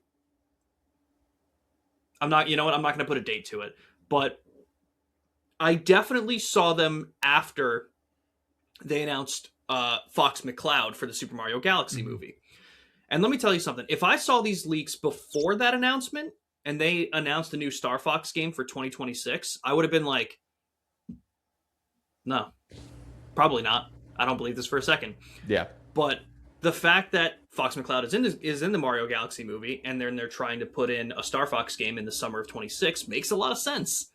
You know, and I think what's interesting about this, Randy, did you see the Mario Galaxy movie? I know it just came out 2 days ago. Do you have interest in it? Like, are you going to see it? No. Okay. Someone brought this up as a decent point, and I'm very interested. Like, they're starting to treat this as like the MCU, except they're doing the NCU, Nintendo Cinematic Universe. Yeah, I got it. Don't worry. Thank you. So they're trying to bring in all these different characters and everything. But I think what makes it more interesting is more so than bringing in interesting characters to make the movies better. Do you think it's a better way for brand recognition in general? Because like I wonder. I think you're right. Because it could be a way to get lesser known, what's it called? Like IP franchises, IPs, like known. Because if you get like a good actor to play these characters and they become, and like good writing, obviously, and they become like beloved characters in the movie, especially to kids who haven't played any of the older games. Like, you know, a kid right now is not going to see Star Fox is not going to go care to play one of the older Star Fox games, right? Yeah. They might see him in Smash, maybe. Right. And that's a big maybe, I think. Beyond that, they're not really going to know about Star Fox. So seeing him in the movie might be like hey, you might care about this character more. We could, and then they could show off the game and the kids are like, oh shit, he's in this. Like, 100%. So yeah, I could totally see that kind of thing. Now they just need to put Pit in there so that we can get another kid. let's go off on for a second. Who's playing Pitt? Who's playing Pitt? Oh wow, They had Glenn. Was it Glenn Powell who played Fox? Hold on. Also, big win for Nintendo. Tom for getting, Holland. Why not, man? They had Donald Glover play Yoshi. Who cares anymore? Donald Glover playing Pitt. Wait, was it? It was definitely yeah. It was Glenn Powell who played Fox McCloud. Like that's insane. Yeah, I think Tom Holland honestly might be able to do a good Pitt. I feel like aesthetically, at least, yeah, he could pull it hair wise. Like he kind of looks. He looks young enough. Yeah, he looks young enough. So, but yeah, no, I think that could be very interesting. So, like, part of what I was going to start asking too is like, just to throw out some names. Who do we see in the next one? Ooh, this is kind of like with the Sonic movies at this point too. It's a very similar thing of like, yeah. Because like now, because the reason in that one, yeah, because like now that I'm asking that question, it is interesting. Because like for a long time I would have thought it could have been interesting to put Link in there, but with the Link movie coming out, like I know it's a live action. Do they want to double up on some of these characters? Like I also don't know the timeline. It's not really a Mario movie. It's like a Super Smash Bros. Movie, right? But it's starting to move in that direction already. Yeah. Well, okay. I say already, but I guess as far as I know. Because I haven't seen the movie yet either. Fox McCloud is probably the only one that wasn't from the Mario universe traditionally. That's in there. That'd be really weird to just have one then at that point, but right. So that's why I think they're moving in that direction for the NCU. Yeah. That's Nintendo Cinematic Universe. Oh, now I get it. I'm gonna put text at the bottom of the screen whenever I say the NCU now. Like moving forward, it's gonna be a joke. But like who do you want to see in these movies? Like, or I know, like other if Nintendo you don't have characters. Yeah, like who could get put? Like, if they're making a third movie, and they are moving in that direction of the NCU. And you mean other than my obvious answer of Pitt? Oh, Shulk. That's a good one. I would love to see. I don't think he would fit in the slightest, but I would love to see Shulk. He could be only Shulk. In there. Actually, no, there's a couple other characters from Xenoblade. I love Xenoblade, for anybody who doesn't know. There's a couple other characters I could see in there, but nobody from Xenoblade 2. I do like that game as well, but it'd be too inappropriate to have anybody from that game. That's fair. So Shulk would be fun for me personally, but I don't know if he'd actually be a good fit for a movie. Pitt, I think, could just work. Other Nintendo, I mean, is Donkey Kong in one of those movies already? Yes, he's Seth Rogen. Oh, I hate that. Yeah, I don't know how to feel about it either. It's an interesting one. Yeah, I mean, he's not technically Mario. So it's such a weird thing because he was when he first started and kind of grew out to be his own thing. Yeah. Now it's getting really weird. It's loose. Did you finish Bonanza? No, I didn't. All right, I won't say anything then. So okay. But yeah, that's a weird topic with it. But like, I'll get into a little bit of this because like, just to break down basically what this whole thing was. So I'm reading an article just that kind of summed everything up. It's by Dalton Cooper off of Game Rant. But down towards the bottom of the article, it's all from Nate the Hate, which is a big leaker. Yeah. For this kind of stuff. If you're into this space, you've probably heard the name before. But basically what most of this said was a roadmap for the rest of 2026 and what isn't 2026. And by that, I mean 3D Mario. The big thing here was that the 3D Super Mario game was pushed to 2027. I'm not shocked by this. You know, I think it was, it was a prayer and a half to think that this could be 2026, but you know, Nintendo does weird things. Sometimes it's a win, so I wanted to give it hope. Yeah. But the rest of what it said is Fire Emblem Fortune's Weave is probably summer 2026. Again, going off of these leaks. I am excited for that. Yep, 100%. I played Three Houses at the end of last year and fucking loved it. So I am really looking forward to another Fire Emblem game. I'm playing Path of Radiance on the Switch 2 currently as well. So I'm very much in the space for wanting another Fire Emblem game. Mm-hmm. So if that's summer of this year, that's awesome. That's probably 3 months away. It could be August, I guess. But hold on, because I saw something recent too with the patents that Nintendo was filing. One of the things they filed I'm trying to remember exactly what it was. I know there was one for an attachment for the Joy-Cons to make it easier to use when you were holding one of the Joy-Cons. Um, Another one was for another battle mechanic thing, and they had an illustration of how it would work, and it was Xenoblade Chronicles 1 and X's UI on it. Ooh, So they might be working on something interesting. Xenoblade. It's very interesting that they specifically had the UI from the first two games that Hmm. had released. That they were patenting something around that, but and also there is already rumors about them working on something related to Xenoblade. I know the creator of Xenoblade said that the series is not over. The arc is though.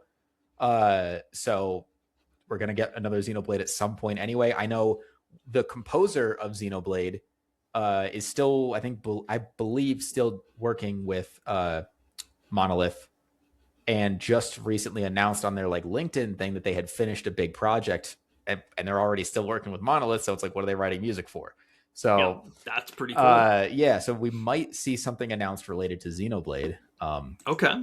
I could see that as a real possibility. They just did the remaster or I guess upgraded version Of X, right? of X, yeah, which X released last year, or the Okay. Switch version of X released last year. That was originally Hmm. on the Wii U, but yeah, so they did like a definitive edition on the Switch last year, then did a remaster of that this year. I know people were talking about either potentially remasters or upgraded versions of some of the other games, and it is also possible that we see at least an announcement for a new Xenoblade. Do you think that could be like a Game Awards thing? I know Nintendo Does doesn't Nintendo? traditionally, Yeah, that's what I was just not gonna not say. a I don't. lot of Yeah. times. So I wonder. I mean, like they kind of spread their directs out over the year. Mhm. So I mean, that's a good. I kind of said it and was like, Nintendo doesn't usually do stuff at the Game Awards, but Yeah. that is interesting to see. Um. So okay, I'll just list off everything here really quick because I don't think we're going to be talking too much about the rest of this. But new No. Yeah. Nintendo Switch sports game, summer 2026. Sure, why not? That makes Yeah. sense to me. Those are fun. Yeah. Pikmin 4 Nintendo Switch 2 edition. This one, this I've one's the never only one played that Pikmin. lists. Mhm. I've I definitely looked into them, but I've never played one of those. Yeah, I played a little bit of Pikmin 3. Mm-hmm. It was an odd one for me to just pick. Yeah, man. Min. God damn. Anyway, guys, that's the end of this podcast So, as a whole. oh, we'll find the pun that does that. Yeah. We'll get there one time, probably sooner than later. But for some reason, the Pikmin 4 Nintendo Switch 2 edition is the only thing that's listed as possible summer 2026, which is such a weird way to word it. It just implies that everything else is definitively Yeah. 2026. So it's very interesting in that sense. But I don't think this would make me jump in, but I'm also not the Pikmin guy, so whatever. Rhythm Heaven Groove, that was announced for the Switch last year, and that's also summer 2026. Splatoon Raiders, which I would assume is some kind of multiplayer Splatoon game. I don't really know much about Splatoon either. Once again, I told you guys that you would learn how little Nintendo games we play. So You know what would actually be very interesting with you? I just thought of this with you mhm, mentioning Rhythm Heaven. mhm. I know Beat Saber was very popular as a VR game. I think if they could totally do You that with said it. Switch The Joy-Cons, Joy-Cons, yeah, absolutely. they could totally It's port that. not once did I think about that, but as soon as you said it in this context, I was like, that's such an easy win. Yeah, right? Easy. Like, So easy. That's interesting. The other two things just listed here: Star Fox Summer 2026, which again I think is very likely now that they put Star Fox into the movie. I think because I don't think there's been an entry in Star Fox since 2016, and that was the Wii U game. Mhm. And most people don't talk about the Wii U, and the people that talk about the Wii U are not talking about Star Fox and the Wii U. So I don't think Star Fox has had I honestly don't think Star Fox has had a relevant game since the N64 probably. I don't even know if there was a Star Fox game on the Wii, but the one on the GameCube people don't talk about because it wasn't a Star Fox game. I'm gonna look it up right now. Yeah, definitely check because I don't play Star Fox. I don't know it. I'm sure there was something on the Wii, and Probably. you'll tell me. I'd be shocked if there wasn't. But I know Star Fox Adventures on the GameCube was not supposed to be a Star Fox game. That was supposed to be Dinosaur Planet, and then it got pushed. No, And, no Star No? Fox games made for the Wii. No, through the Virtual Console, you could play some of the older ones, but it wasn't. so okay, so from the 2016 one, was the one before it Star Fox Adventures? I'm sorry if you X'd out of it. That was I did, yeah. So this is all That was on so you. quick. Yeah, I can't. I'm so sorry that I speak just a little too slow for you. His mind runs at a million miles a So minute. Star Fox Adventures came out 2002. Star Fox Assault came out 2005 for the GameCube. Then Command came out 2006 for the DS, and then Star Fox Oh, Zero came out for the Wii U in 2016. wow. So There there was a was a 10-year 10-year, gap yeah, yeah, already. Wow, holy shit. Okay. Well, so yeah, I think this is a good time to do it. I think with the brand recognition that they're getting from the movie, I think this could be a better seller. And if it sells well, I think that's a very good thing for the Star Fox brand, especially if it's a good game and sells well. Um, So that'll be pretty cool. And I think I would love to see this do well because I think if it does, it will encourage Nintendo to put other IP in the movies and kind of move yeah. in that direction. And I think that would just be cool for everybody. I think it would be cool to get actors to play these characters. It would be cool to give kids and people like us or people like me, I guess, not you since you didn't really have much interest in the movies, but someone like me who would like to go see these movies and have that kind of connection with these characters and Nintendo, see where yeah. put Pitt in your movies. I'll go. Tom Holland. We're Tom calling for Holland, it. yeah. We're getting it. We're doing it right now. So aside from the Star Fox one, the other one that you mentioned, the big one is the last one listed here. The Legend of Zelda Ocarina of Time remake holiday 2026.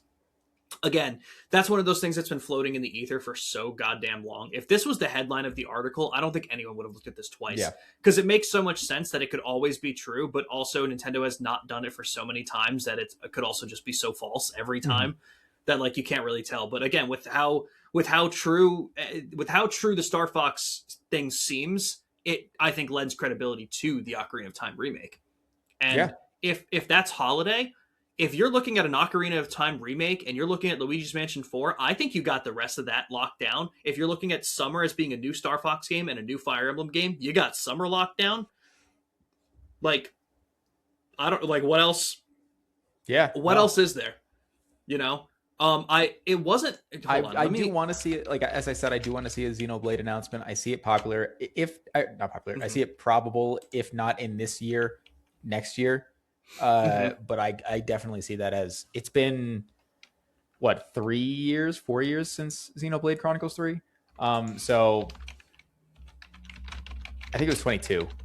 I'm looking it up. Yeah, but so I think at this point, and I know the series 22. is and you're still remaking, like you just remade the Wii U one. So with everything else we've learned about them saying the series isn't done with the composer, I see that very possible.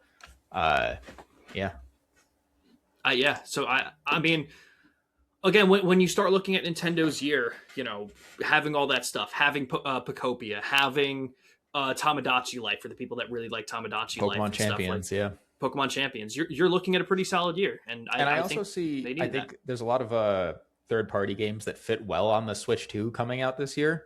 Yeah, for them, I know Adventures of Elliot is one that fits on the Switch for me. I know they're getting Time Stranger in July, I believe. Okay. So those kind of games just fit well on that console. So I think they could have like another good year of sales for the Switch too. Yeah, and even games that don't necessarily fit well on the system when you have Resident Evil Requiem playing as well as it does on there, Final Fantasy VII Remake running as well as it does, Rebirth coming out in July as well. Yeah, Rebirth coming out in July, which is going to be fucking insane. And this is literally 2 weeks until the game comes out, but I'm pretty sure Capcom's Pragmata is also coming to the Switch too. It is. I will be interested to see how well they make that run on the Switch too.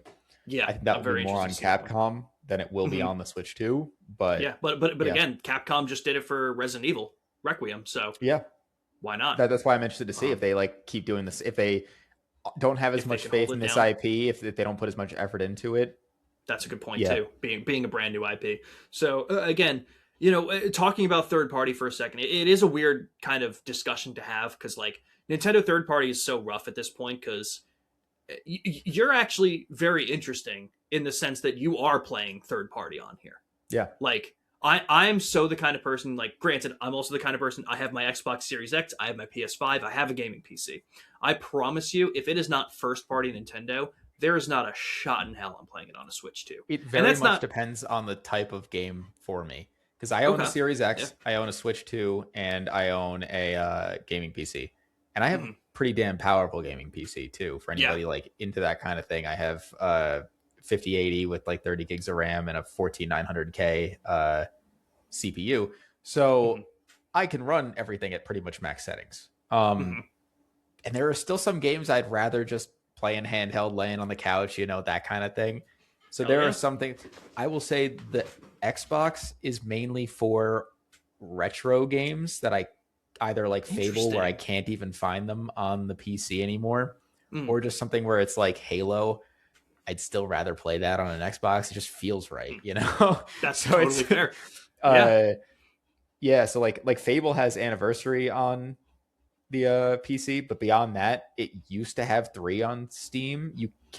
It doesn't anymore. So you have to have a That Steam is key that interesting. yeah. So you either have to emulate it, which I don't really do. So I Hmm. don't trust a lot of I don't really know. I've tried it before and it seemed like I was downloading a virus and I just cut it. That's Uh fair. Yeah. so Fable 3 used to have a Steam key, and if you are getting an official Steam key for it now, since it's no longer for sale on Steam, they cost around like $300. Goddamn. So That's I'm not crazy. just Yeah. I just have a physical Not dropping that copy for it. of Yeah. Fable 3 that I got for like 16 from GameStop. So I was like, Yeah. True. yeah, That's so much better. so yeah, but even still, like with the Switch 2, like I don't know, I'm just hanging out on the couch. I'd like to play something. The Switch 2 makes it easy, and I Yeah. can play them. It's the only handheld console I've ever used where, while there still is like a graphical fidelity dip, I don't feel like I'm compromising enough when I go into like handheld mode, Hmm. or just playing it on the TV as like the Switch 2. Yeah. And that's nice. That's what you want from the modern console and what they're doing. So if there's a time and place for Nintendo to get back into the third party atmosphere, it is now. So shout out to them for getting these Yeah, games to run, and like having something like Cyberpunk run, and not being able to get something like Elden Ring to run. But again, you mentioned it before, like so much of this, especially because we have so many examples of it running well. It's not on Nintendo. It's yeah, at this point just on the companies to optimize their games well enough to make it run. And we like, again, I said it on episode 1. I'm not the biggest fan of FromSoft at all. So it's not even me being an ass about it. They're just not. They're known for not optimizing well. yeah. So hopefully we'll see a lot of these companies continue to make these partnerships, especially with more of these bigger games starting to run and looking good and looking better, being like, wait, we can do that. Let's hit a new audience that we wouldn't normally get. Yeah, You and know? it's also like, especially for games like I was saying, with where I might pick and choose to be like comfy if I'm not experiencing any like there are certain games I want the best graphics, so I'm going to play it on my computer. But like Mm-hmm. Adventures of Elliot, I don't see that having any singular issue on the Switch 2 whatsoever. So if I can Right. like sit in at my desk and play that, if I can move to the TV, if I can lay in bed and play, I'm getting it there, Yeah. because I don't see that 100%. having like any A sort of big difference difference in in yeah, graphical fidelity or perform anything like that. Yeah. yeah, Absolutely. So I mean, like, if I'm just gonna run down a list of some other Nintendo IP to just talk about them really quick, Animal Crossing. my girlfriend loves it. That's fair. Yeah. Even if we're just talking about how likely it is that we see it, even just through the rest of this year, or if we don't, when do you think we see it? Like, I don't think there's a shot in hell we get Animal Crossing this year. I don't either, especially with the big update they just did for that. Yeah, and like Uh, Nintendo, space out your games, bro. Because like, what do you mean we got the Nintendo Switch 2 update for Animal Crossing: New Horizons in January, and then we got Pocopia in March, and then 2 weeks later, 3 weeks later, we're getting Tamagotchi Life. You yeah, could have spread this out throughout the entire year, even put something into 2027, and still would have been spaced fine. But yep. very strange that we put all of the Life Sim stuff in 4 months here. But yeah, so I don't think Animal Crossing is this year. No, I don't either. Sure. I could see next year. I wouldn't take that off the Mhm. table. Totally. But at the same time, Um, I also, if you told me it wasn't coming next year, I'm not surprised. So right. Yeah. It's one of those like it'll come here when it comes. It'll get here when it gets here.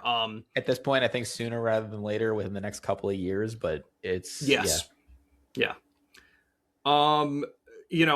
I'm literally scrolling through a Wikipedia page of just a list of Nintendo video game franchises. Let me tell you, this was a bad idea. yeah. But No, you're not going to get much. Kid Icarus. Kid Icarus. No, Tell me, it's not no, happening. no, that sucks. Do you know What? that? When did that? Can you do me since you're already looking at Yeah. that? Mhm. I believe it was 1981 the first one of those came out, or was it a little later than that? 89, something like that. But 86. 86 in the middle where I said. There's Wow, been that looks like 3 crap. No, I'm kidding. mainline games since 86. I didn't realize 91 was Yep. the other one of Myths and Yeah. Monsters. Jesus. And then it was Christ. what, 2012 for Uprising? Yeah. Yeah. Yep. So Insane. no, we're not getting Kid Icarus. Hey man, we can always hold out hope. Yeah. How about Kirby? Think we see a new Kirby game soon? I'm kind of in the same boat as that as I am Animal Crossing, where next year would make sense to me, but Mm-hmm. also if you told me no, I wouldn't be surprised. It's one of Yeah, they just had last year. They had like the big like update with the DLC thing for it. So for Forgotten Land, and then we also had yeah. Kirby Star Air Riders, Kirby Oh Air yeah, we had Kirby Riders, Air Riders last year, right? which I know Yeah. is different, of course, but still a Kirby game, so they kind of want to spread out the IP. God, forgot. You know what? Did you ever play Forgotten Land? No, Randy, that is another game you and your girlfriend need to play through. Well, 110%. I Like didn't even know it had co-op. So if you're looking for co-op games to play, like 110% do that game. It is okay, so good. I'll have to. 100%. Yeah, I'll look into that. Thank you. Definitely. We've talked about Legend of Zelda, obviously, with Ocarina of Yep. Time. Luigi's Mansion is something I already brought up. You know what? Here's a quick question: Mario Kart DLC. I could see a free update. I didn't pay attention to Mario Kart in the past that much, so I don't know how many paid DLCs they did. I could see like a free update with some stuff, but I think Mario Kart 8 Deluxe was almost nothing but DLC. Hold on, because I'm pretty sure they added Mario Kart 8 Deluxe added a total of 48 more courses and 8 additional characters as paid DLC. really. I'm looking at Nintendo's website because I haven't bought them because I wasn't the Mario Kart guy. Jesus, oh my God, there's a lot of waves. Oh wait, I have Holy crap! something I could see coming in the next couple of years. Let me hear it. Monster Hunter. Oh yeah, yeah. So I mean, the well, Monster Hunter, for anybody who doesn't know, at Capcom they have two different teams for Monster Hunter. They have a console team and a handheld team, and they would interchange which one was released where. Even up until after they started doing World, where the franchise started changing a lot, they still released Rise on the Switch 1 after that. And now they put out Wilds last year for PC and consoles. That can't run on the Switch 2. It can't run on the consoles it's currently on. it's like you can't run. Period. Yeah. So I could see like their handheld team now doing something for Yeah. Switch 2. That's a good idea. Yeah, so Mario Kart 8 Deluxe had six different waves of DLC, paid DLC that brought a bunch of different courses, different characters, all this kind of stuff. I don't know what the spread was and when they came out, so I'm a little shocked that we're not getting it. I thought I saw it wasn't part of the article because I did check it. I thought I saw something saying that Mario Kart World DLC was pushed to 2027, but it wasn't part of that article, so I don't know if it was somewhere else. But at this point, if it's not 2026, I'd imagine we'll get something for 2027, just a couple of extra courses, something like that. Yeah. That'd be something that I could think of. Just scrolling through. Do you think oh, you know what? I saw other I don't think it was leaks. I think this one was more of a rumor about another Metroid game. Did you hear anything about this? If there is, I didn't hear anything about it. If there is one coming, I can't see it being soon. I would see it be more of like a Dread 2D Metroidvania style game rather than Metroid Prime, if that's what you're referring to. You know what? Here, I'm going to read this because it's by the same guy, Dalton Cooper from Game Rant. This was published March 28th. It seems even more potential Nintendo Switch 2 projects have leaked online, including a second Star Fox game. Wait, that can't be real. I mean, obviously it is because I'm reading it. But You said Star Fox.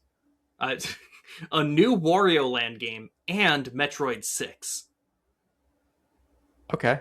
I don't follow Wario, Metroid at all. Yeah, I don't Wario either. Land. Dread came out in what, 21, 22? Somewhere around there. I will check that really quick. Metroid Dread was 21. Yes. Yeah. Well, it's been a bit. Yeah, it has been a bit. They did just put out, I don't know if it's the same team that did Prime. I don't think it is. So that could make sense. Maybe they thought Prime was going to do better and they were like trying to ride the high and bring another Metroid game after that. Yeah. This is interesting. I'm like skimming through this. So again, take everything I'm saying with this with a grain of salt. But again, you could check out the articles yourself. But this one is saying that someone actually commented on something that mentioned a Super Metroid remake, something relating to Nintendo Switch Sports, which was mentioned by Nate the Hate. afterwards, and a new Wario Land game. The comment also makes mention of a second Star Fox project that'll supposedly be an adventure game, which probably means it'll take cues from the GameCube game Star Fox Adventures, which is very interesting. Then it said fans should take these claims with a grain of salt, as it could just be a coincidence that some of the claims made by the comment match with Nate the Hates. But if the claims are true, Nintendo fans have a lot to look forward to in 2026 and 2027. So, like I said, definitely whatever I said now, take with more of a grain of salt than what Nate the Hate was saying, because he is he is a reliable leaker. He's done a lot of stuff in the past like that, but I'd be very interested to see some of this stuff come to light. I'm a fan of Star Fox Adventure. Randy, I gotta pee again. All right, go for it. I'll keep talking. No big deal. Okay. It's so funny. Like I said, I haven't played Star Fox before, but I've played. I just need everyone to know we're using a program called Riverside to do all this stuff, and it's been very good. I don't know much of the UI, but the reason why I started laughing is because just across the top of my screen it said Randy raised their hand, and I don't like if I open the queue. What is okay? Well, it didn't even open anything. That was hilarious. Good job, Randy. But I played Star Fox Adventures, the GameCube game. And for those of you that don't really know too much about that, it was Star Fox Adventures was a game that was supposed to be titled Dinosaur Planet for the N64.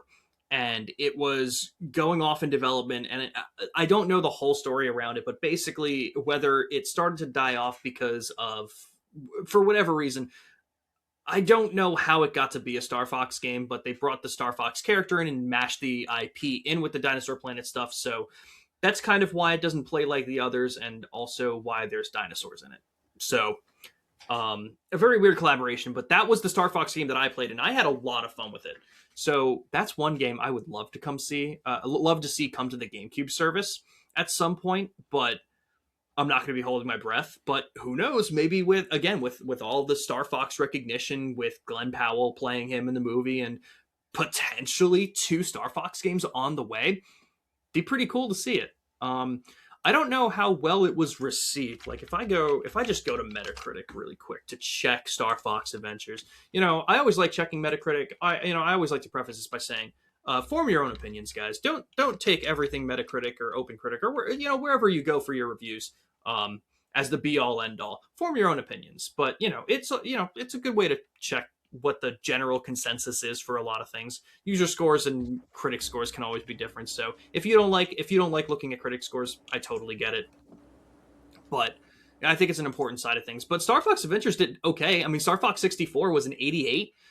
Star Fox Adventures was an 82. I mean, honestly, when you're looking at Star Fox Zero for the Wii U that got a 69, Star Fox Command for the DS that got a 76.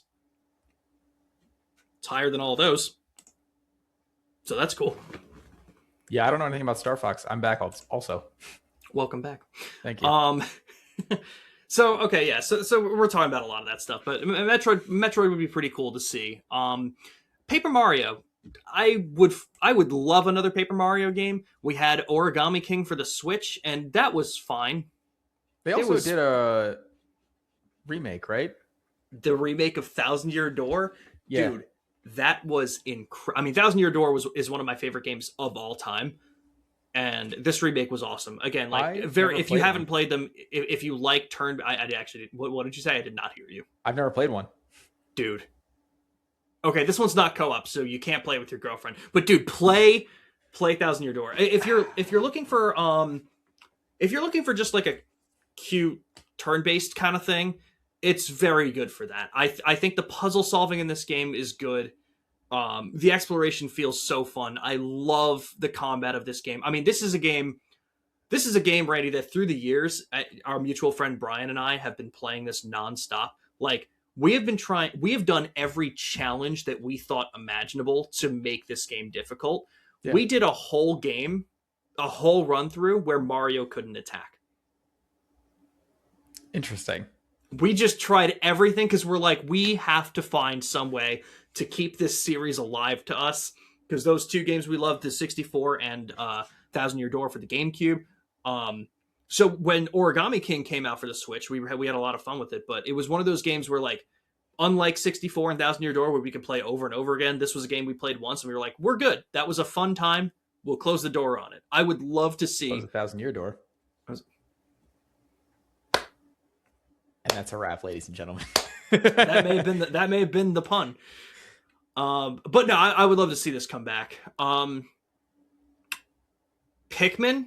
I mean, if we're getting the Switch Tube edition of Pikmin 4, we probably wouldn't see anything more of that, right? Yeah, probably not. We're getting Pokemon Champions. I could see we're getting another Splatoon game at some point, but it's very different from what I understand. Right. Is that what Splatoon Raiders was? Yeah, in that list? Okay. What is it? Do you know? I looked very little into this when it first got announced. It seems to be sort of a survival crafting kind of thing. Okay. Beyond that, I don't know much. I don't know how that fits into Splatoon, but I get them changing gears after I think one of the big complaints from Splatoon 3 from the people who didn't enjoy it as much was that it was more of the same. And there's only so many times you can do the same formula like that. Yeah, and keep people interested. So I could see them changing it up. We'll see if that's the right move for it or not. That is fair. I think I think this is the last one that we need to talk about in terms of it. And I'm very curious to see what your top level thoughts on this are. And I'm not talking about in the context of 2026. Yeah. Super Smash Brothers. Do you know what I want to see? See? Mm-hmm. Okay, so before I say if we see it or not, what I want to see from Nintendo before we get another Super Smash Bros. As somebody who's not massive on the series, I like the series, of course. I played it. I want to see a new Nintendo IP that actually kind of blows up a bit. I want to see another new character that people would care about getting added to it, because the last one has pretty much everybody I could think of at this point, right? Like, is there anybody missing from that they need to add? Is there any formula shakeup that they need to add? It's kind of a similar boat as Splatoon, where, and honestly, Mario Kart Deluxe 8, right? Where they kind of perfected the formula. What do we do? So that I was going to bring that up as the perfect example, because Mario Kart World is a game that no matter what you did was not going to be as well received as 8 Deluxe, because you did so well with that anything that you try is probably not going to match up to it. And it's not a bad thing. It's just how it works. Yeah. Mario Kart World was named after an open world section. An open world section that after the first 4 times I opened the game, I had no idea how to start, because they put it at the bottom of the main menu in the bottom right. The entire point of that game that they were trying to point out, they made borderline inaccessible at first. It was very strange. To an extent. Because it's not like you can explore the whole world, but also in some of the game modes, the world is part of the track. Like, it connects other actual tracks, which is kind of neat. But it's not, it wasn't the thing that was going to be. It doesn't make it better. Right, exactly. It's just, it makes it different, which is exactly what you have to try. You know, and again, just because it wasn't received well in that sense, it doesn't mean that it was a bad thing. Doesn't mean it was a bad game. You know, like, looking at the reviews comparatively to Mario Kart 8 Deluxe, you almost would say, like, wow, that kind of... I mean, like, to be fair, people still talk about Mario Kart 8. I haven't heard anyone talk about Mario Kart World after the first month of the Switch 2. Yeah. I don't know if I'm just not in the space for it, or... You might not be in the space for it, because I don't hear people talk about 8 other than in the context of comparing it to World, and the only people comparing it to World are people who got it, who either play Mario Kart religiously, which I'm not in the space for that, or B, got World with a Switch because there wasn't many launch games they wanted. That is true. That's fair. So with that being said, it's kind of the similar situation to Super Smash Brothers. You had Super Smash Brothers Ultimate. You had every character, every stage. Where do you go next? Yeah. Do you have to then decide which characters to bring over to the next one? Do you cut characters again, or do you just do Ultimate 2, kind of where you bring over all those characters and add more? Like, what I think you do is you wait a couple of years, 2-3 years into the Switch 2's life cycle. In that time, try and make 1 or 2 new IPs, and also release a couple games for your older IPs that are good enough to have levels put into a new Super Smash Bros. Game. Yeah. Donkey Kong Bonanza already has probably some levels that you could do that with. Absolutely. Donkey Kong Bonanza has that. If you put in a new Xenoblade, I know they had Shulk, Pyra, Mithra previously in Smash. You could add a new. Yeah. You could add at this point. You could already add Noah. So you have that. I haven't played Metroid Prime 4, but I feel like there's some cool stage designs that you There's can probably pull some from cool that. stage designs. I haven't played it either, but I've heard mostly middling things about it. Well, we could have the desert with no soundtrack. Yeah, or we could have the bike.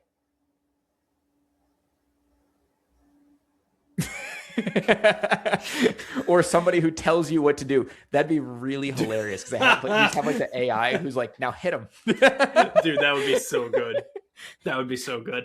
But no, I think you're exactly correct. Like that's a very good point where it's like, what are you supposed to do for the next Super Smash Brothers? Well, maybe create IP. Maybe create the reason that you should have this next game for. Because otherwise, just like you said, like we just listed. Well, okay, I didn't list all of them, but I went through a list of all of the Nintendo IP and franchises that exist, and nothing really jumped out to me that was like, oh, that's really important that's not in Smash. We have the Wii Fit trainer in Smash. Yeah. Like, we're already grasping at straws here. Well, I feel like that one was probably more of like a funny thing than it was like a serious, everybody will be excited for this kind of thing. I was kind of excited for it. All right, well. But no, I think you're exactly right though. Like if you build the new IP and you build the reason that they could make this new game, I think you have it nailed. I think it'd be really cool. Like, you know, we went through all these different IP and it's not like I'm too familiar with Kirby. It's not like I'm too familiar with this and that. So it's like, it's hard for me to say that they can pull different characters. Cause like, if you look at Kirby, you had King Dedede, you had Meta Knight. Who else do you grab? The Waddle Dee? You could probably make it work with some other characters, but I think you have so much more of a pull and so much more of a reason to do it if you make the new IP. So give us those reasons. And one, maybe two. And then also like I said, you could already add a couple of like things from games that have already released a couple extras that are already building off of existing IPs, and you have some more stages, you have some more characters. And I think that's really all that game needs. And better online functionality. Fuck you. It's Nintendo, so it's not happening. But like, it's honestly, we can hope. From the little I've played online with the Switch 2, it's been. I've had a pretty okay experience. Yeah, I mean, nothing was egregious out of Mario Kart World for me, and that was I think the only game I played online so far. So, but yeah, and I'd like to bring up really quick because you bring this up with the new IP stuff. Like, I think Nintendo is one of the few that still do it. I'm not going to say regularly, but I think they're one of the companies that are more apt to be doing it. Because when you look at Xbox and you look at PlayStation, you look at these publishers, you look at these companies, it's so hard to get new IP out there because games take so long to develop. They're so costly that the top brass CEOs don't want to spend the kind of money to have a failed project launch.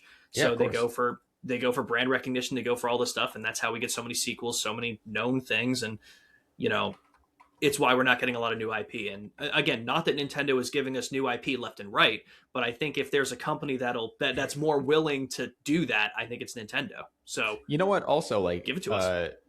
Super Smash Bros. They don't only have Nintendo IPs in there. They could bring in characters from other things. They could bring in Digimon. They could bring in Adventures of Elliot.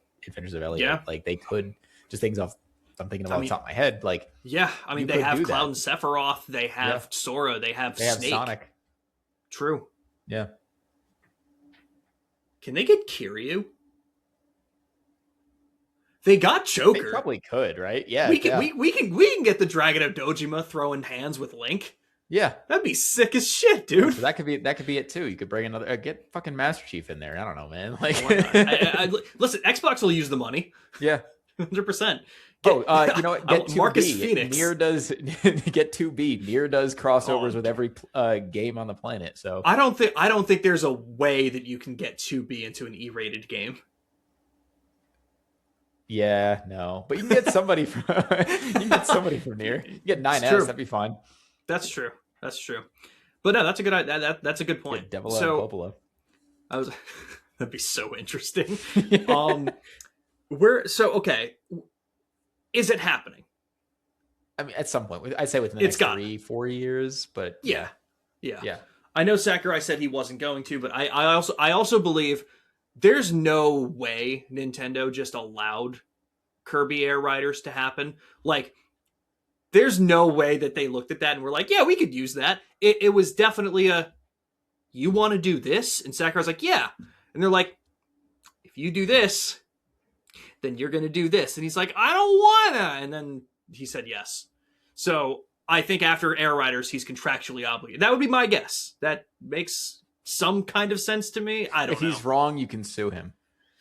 That's so true. That's so true. Ask Nintendo for some advice. But they'll be the ones suing. that's so true. But yeah, I think it'll happen more. It'll definitely happen, especially if we get that many Switch 2s in circulation, because that'll be already a console sold really seller. well. So yeah, Yeah. They don't necessarily need it, but this is it's a console seller on top of everything else so far. Absolutely. But okay, so I think we're pretty much done with that discussion. Is there any other IP that we missed that you think Nintendo could have in 2026 or even beyond? I think we nailed it. I think that's pretty much everything. I think I think we're looking at with my experience with Nintendo, I think that about covers it. Yeah, I think it'll be pretty good. Well, Randy, we have one last topic to discuss. As we keep going, this will never be under 2 hours, but that's okay. As long as the conversation's flowing and we're having fun, I think that's okay. So you guys are still getting to know us. This is only episode 2. We talked about our top 5 gaming franchises last time. So let's see what we missed out on. We have the top 5 games/franchises that we want to get into. I originally had franchises. Sorry, before we get into this, I do want to say, okay, how many games or franchises on your list do you think I also have? I just want this to become kind of like a running thing. I think this is kind of fun because we don't know each other's lists. I'm down, yeah. So... No. I'll be real. A hot 0. A hot 0. I would be shocked. Okay. You know what? I would say maybe 1, but I don't think either of us have ever discussed this one. Like, I have no idea if you're even interested in this one. You know what's funny is I kind of feel the same way about one of mine. That would be crazy. I don't know if you consider it a franchise or a game, so we'll move on to that. But you know what? I'll put it this way. All 5 of the ones that I wrote have multiple games. I think the least amount of games. The one that I'm thinking of also has multiple games. So okay. Okay, so you know, I'll go. I think the only one that doesn't is one. One of my games does not. So okay. Randy, do you want to start off with your number 1 then? Or no, do you want to go? Sorry, 5 to 1. Yeah. So what's your number 5? So my number 5 is Tainted Grail. I don't even know this. Really? It's kind of a scroll. It's a Scrolls-like. It is very much. It's like a Arthurian Elder Scrolls game. Okay. I own it. I played it before I got my good PC, and the game is not poorly optimized, but it's very much not a AAA game. And so I had a 3060 beforehand. I didn't run games too well. So a game like that's very open world, it didn't run that great on my computer, and I wanted to wait until I got something better. And I've gotten something better since then, and it's just something where it's like, I need to get back into this at some point, but I just haven't had the time to get through this. This looks sick. Like, it's really, really cool. They just had an expansion recently, an update, I think yesterday. And so it's a very cool game. It's just something where I played it, didn't have the specs to enjoy it as much as I would have liked to on my computer. And so it's just something where I need to get back into it and actually sink the time in. So just to give you guys I'll just read a synopsis, like a quick gameplay synopsis on I'm just on Wikipedia here, but Tainted Grail, the Fall of Avalon, I'm assuming is the one you're talking about. Okay. Is played primarily from a first-person perspective, though an optional third-person mode is available, which is mostly intended for accessibility. Players begin by creating a character with visual customization options. Initial character statistics are influenced by player responses during an introductory interrogation sequence. Players can use a variety of melee weapons, ranged weapons, and magic spells. Options include equipping two-handed weapons or dual-wielding one-handed weapons. It's set in a large open world divided into 3 main zones. Over 200 side quests are available, with player decisions leading to different narrative outcomes and affecting relationships with in-game characters and factions. The game incorporates incorporates various systems including crafting, fishing, alchemy, cooking, house decoration, farming, and sketchbook journaling. At night, a phenomenon known as word night can occur, during which the weirdness, is it weird night? Do you know I how to don't know. pronounce it? I Okay. don't know. It's with a Y, I'll, right? yeah, Yeah, it's I with a don't know. Y. Let us know in the comments. I'm going to call it word right now. Word can occur during which the wordness intensifies and summons stronger enemies. The estimated playtime is 50 to 70 hours, with the main story campaign lasting approximately 25. It does look like it can be played co-op, which is awesome. Let me check that because I don't know if that's accurate. Interesting. I Yeah, don't let me know if know. there's co-op to that. Yeah. Damn, that's so cool. Well, it came There out. is no co-op. Yeah. That is so crazy because granted, wait. You know what's interesting? It's not listed as the AI overview. So I looked it up and it has Wikipedia on the side, but then it has overview on the right, which doesn't say AI overview, but it says Tainted Grail: The Fall of Avalon is an unforgettable solo or cooperative adventure experience for 1 to 4 players. Apparently that's just oh, wait a minute. Oh, That's funny. Tainted That's Grail is Tainted Grail. built off another game that the developer has. Tainted Grail Awaken Realms is the one I was Yes. talking. Is that a tabletop game? Hold on a minute. Yes, or it's a card game or one of the two. Yeah, it's something like that where they built it off of the same world. But Okay. Tainted Grail: The Fall of Avalon is much What more you're in talking line about. with like yes, what I'm talking about is much more in line with like Elder Scrolls. That Okay. kind of like first person RPG, maybe older Elder Scrolls like Morrowind, where decisions kind of matter a little more and Mm-hmm. that kind of thing. But yeah, it's just built off of a Arthurian legend. So That's so cool. it's a very cool game. I just need to, now that I have the computer that can run it well, I need to get back into it. Listen, you sold me on it. I'm gonna check that shit out. That's Yeah. awesome. My number 5 that I have listed here. I got my top 3 super quick because I've been sitting on these 3 for a while. My number 4 I had to think about, but it came to me quick. It was the 5th one that I wasn't sure about, but I'm gonna go Mass Effect. I have not played a You know single what? I Mass was Effect thinking game. about adding that, but I can't Mm-hmm. in good conscience because I've played most of them. Okay, that's fair. That's fair. I've never touched a single one of them. Yeah. Um, they're obviously so legendary. It's BioWare. It is so much of what. Correct me if I'm wrong. This is so much of what the Elder Scrolls does well with like your dialogue decisions, making an impact on the story. Your like that kind of It stuff. does matter in Mass Effect, not really in Elder Scrolls. I mean, okay, that's fair. Yeah. Um, But okay, so it matters more so with your decisions and stuff with Mass Effect. It is primarily a first person shooter, right, or third person? Third person, yeah. So Third person, but it also has so little I like know. some turn-based kind of mechanics with it where you can control your party and where they go. It's not like turn order, but it's you can Right. slow down time or freeze time depending on the game and execute orders to your party and have That's them so do cool. things. Yeah. I've heard not the best things about Mass Effect 1. I have heard Mass Effect 2 and 3 are some of the best games ever made.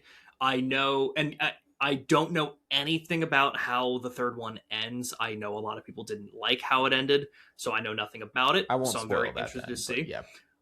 And I know that people don't really talk highly about Andromeda at all. So yeah, it's more of an action game. It's a decent action game, but you just need to play 1 just through different. 3. Okay. It's not very good. It's not all. It's also not like if you only played that game and didn't have any Mass Effect like Backstory. expectations of it, you'd be Okay. like, that was an okay game. That's fair. I haven't played it since launch, and I know it was also very buggy at launch. So unless they Okay. haven't fixed that, but if they've fixed Gotcha. that, then I would say like if you played that not knowing anything about Mass Effect, you'd be like, that was a fine action game. You know, That's totally fair. 1 I've barely played because I had the Legendary Edition. 2 and 3 I've played quite a bit of. 1 it feels kind of hard to go back to after having played the Done rest of too. them. Yeah, that's what I understand from it. Yeah, but other than that, it still is a good game and is worth playing. Hell yeah. I'll try and jump into it this year for sure. Randy, what's your number 4? So my number 4 is Pillars of Eternity. I've Pillars heard of that as well. Pillars of Eternity is a CRPG from Obsidian. Actually, and what stopped me from playing it recently, what got me interested and stopped me from playing it, is that it's in the same universe as Avowed. Yes. Yes. That's why I know the name of it. Yep. From what I understand, those two games are actually very good. There is Pillars of Eternity and then Pillars of Eternity 2 Deadfire. And from what I understand, those two games are very good. I don't know too much about them, Mhm. but I have been getting into CRPGs recently. I like a lot of lore heavy stuff. The combat is what's keeping me from not fully diving into it because it's not fully turn based.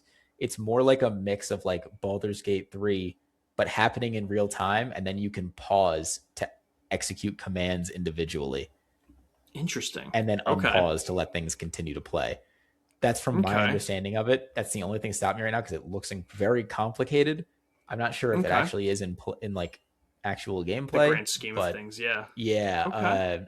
it also looks very interesting, and the story actually looks really good. So Hell yeah. yeah, If you do jump in, let me know because I Mhm. did play Avowed and I had a lot of fun with Avowed, so it'd be kind of interesting to see where the lore came from and how yeah, the world was kind of developed ahead of time. Um, my number four, Xenoblade. yep. You You know, need we to. we we kind of talked a lot about it here. I don't really know too much about it, so there's not much I need to say. But I you just know, played it recently, yeah, and I genuinely think once I finish the DLCs, we're gonna have to update the top franchise list, and I'll have to put that in there. That because that's the only reason I didn't put it in last week in my top franchise list is I didn't finish the DLCs. hmm So yeah, yeah, that's totally. So I need to play these games. I'll definitely be doing them on stream, whether it's hopefully on this channel. Again, if you guys want to see streams, let us know in the comments what you'd like to see us do, what you'd like to see us like. Just honestly, whether it's just extra content that we make together, whatever the hell it could be, just let us know. Because that'd be a lot of fun, especially if it's my first Xenoblade playthrough. That'd be yeah. really cool. Please do. I honestly, I'll just be in your chat the whole time watching that. So I'm down. You were on. You were there for a lot of Trails in the Sky, the second chapter. So I'm glad none of it really got spoiled for you. no, because Uh, I also like in case I didn't mention it in the first episode or not. I work from home, so a lot of time I have like something up on the side that I just have in the background. So I wasn't actually watching the that stream. I makes would just that turn makes around and sense. type something every once in a while. So yeah, That is I fair. don't really know what happened from that. Sick. That's good. Yeah. But no, absolutely, Xenoblade is one that I will be touching on. You know, big into JRPGs, jumping into so many different series. This is one that I need to jump back into and Yeah, and get into. absolutely. Randy, what's your number three? This Is might this surprise you a little bit. okay? This is not the one because I know you've played Okay. all like most of these at least. This is Okay. Kingdom Hearts. Hell yeah. Because Hell I yeah. have played Kingdom Hearts 1 and 3 and a little bit of Dream Drop Distance, but Can beyond you that, I like, haven't. guys? I need you to understand. We're going to be talking about gaming sins, but all we really need to do is just clip that sentence. Yep. Do you know how Yeah. insane it is that you Because haven't played Kingdom Hearts 2? I Like, never owned a PS2. I honestly don't care. I don't get. Find a way, man. Find a way. I don't know what to tell you. Yeah. The only reason I played 1 was because I think you brought your PlayStation over to my house. You know what? You know what, Randy? Those are the streams. Yeah. That's a series that Well, so I'll actually, I do bought the Xenoblade. collection, the 1.5, 2.5 thing. It was on sale on Xbox recently, and I got it. I just haven't gotten around to it yet. That's fair. Yeah. So Yeah. honestly, maybe like between that and Xenoblade, that could be what we could start up on this Yeah. channel. That would be really cool. Um, but I didn't mean to cut you off in that. What were the ones that you said you played? You played I played one. 1, 3, and Dream Drop Distance. I didn't finish Dream Drop Distance. I got that from what was that, GameFly, the game rental thing back in Oh the yeah, day. yeah, Yep, yep. yeah. That's where I got Dream Drop Distance at. So I didn't get a chance to finish it before I had to send it back. But You must have been so oh confused. yeah, the entire time. Like there's no, you know what? Let me tell you something. I listened to Co-op 64 and I think it was one of their hot takes and this was a very interesting one, Randy. I'm curious to see what your initial take on this is. I think it was Connor who had the hot take. The story of Kingdom Hearts isn't confusing. You just didn't have all of the systems required to play every single one of their games in the correct order. And I'm like, No, no, I don't a agree. little bit though, Maybe a because little bit. because But the Kingdom thing Hearts is, 1 was on the PS2. Then you mhm. had to have a Game Boy to play Chain of Memories. Then you had to have a DS for 358 and a half days. Then you got back to the PS2 for Kingdom Hearts 2. Then off to the PSP for Birth by Sleep. Like, they're all over the place. Like, The thing is, the story is also all over the place you're not wrong. because it's not like Trails. Trails released across a bunch of Mhm. systems over the years, but it was one continuous story. and it Right. didn't jump around a ton from my understanding, as I haven't played all of them yet.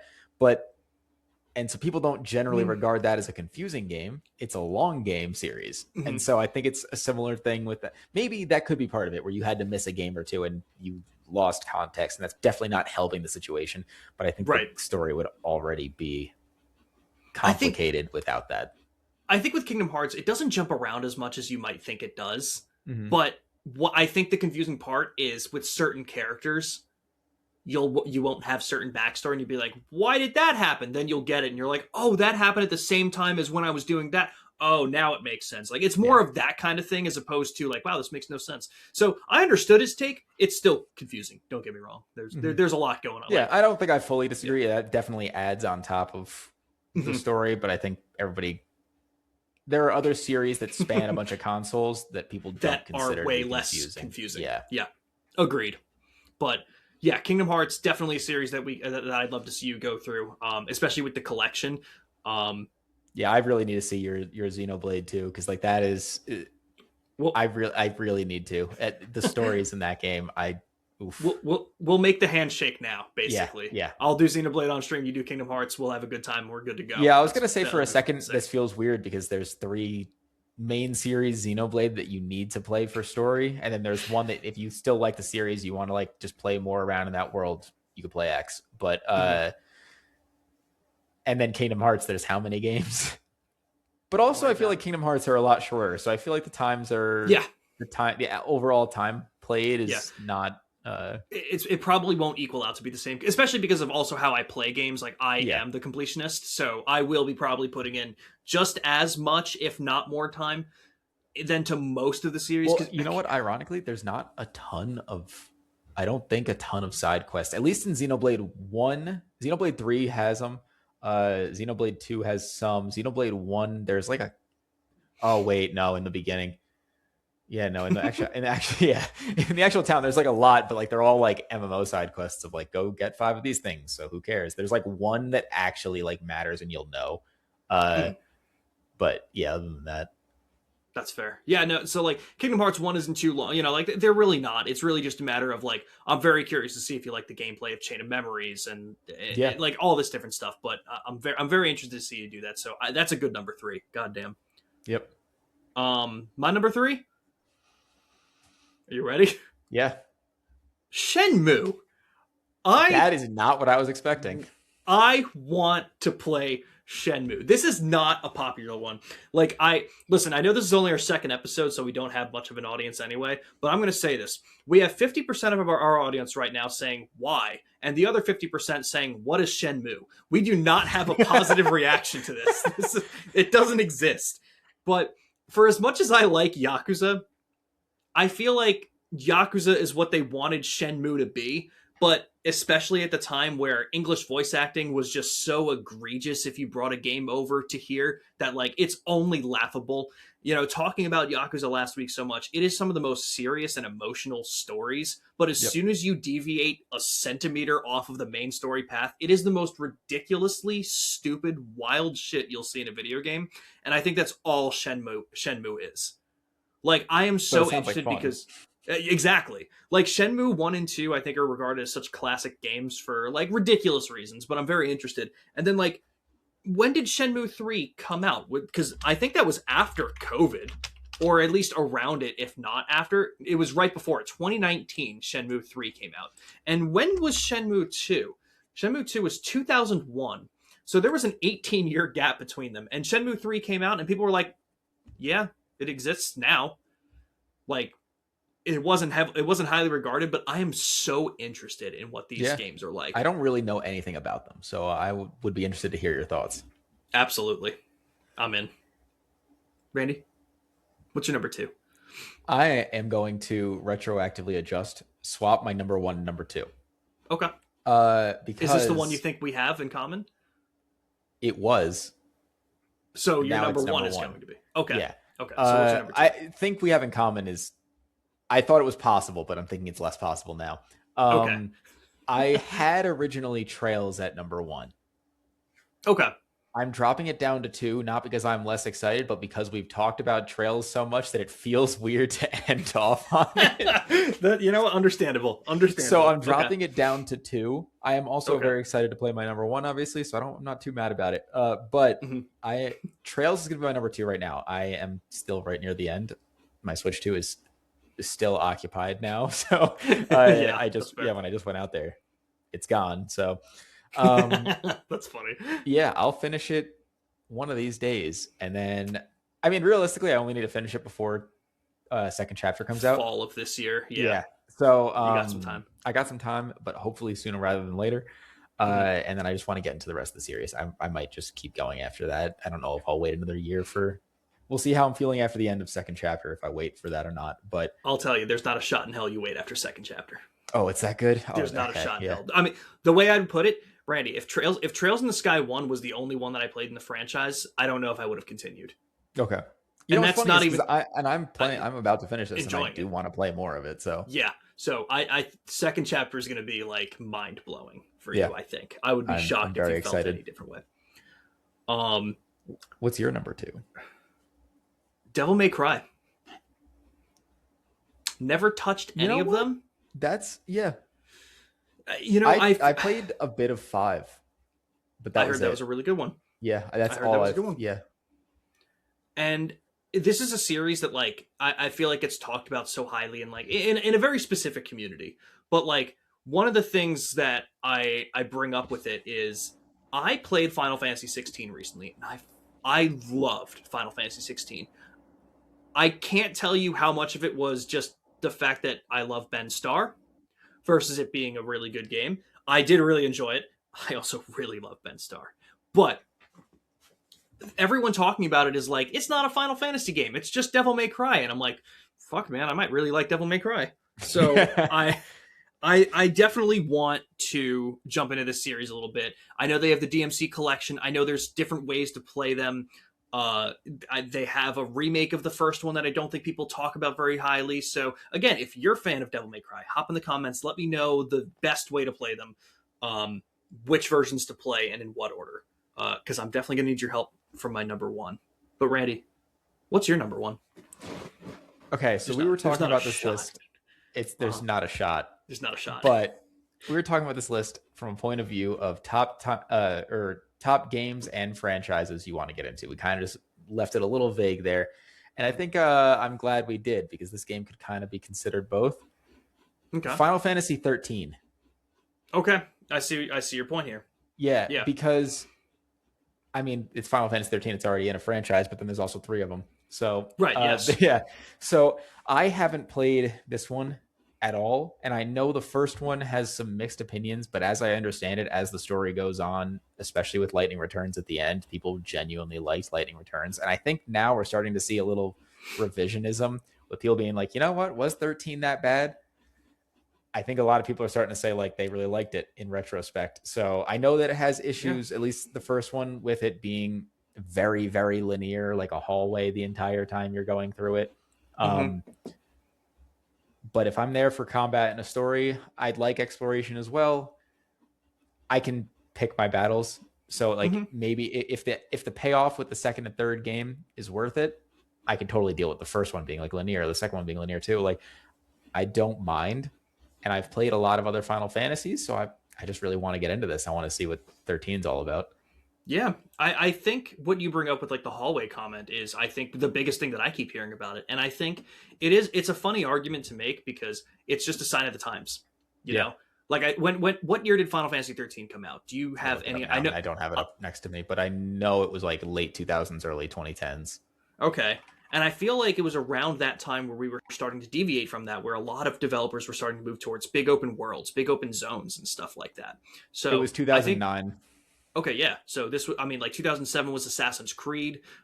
You already had Oblivion out at this point, so like you were moving, like a lot of developers were moving in a direction where they were making that big open world and like way more able to explore. Well, so here's the thing: I would agree. I do agree with that point, but I also think this was egregious with it. Like when I say yes, when people are saying hallway, they mean because I think like I remember years ago I loaded up the game, maybe did like the first mission, maybe 2, but like I remember like there wasn't a left and right.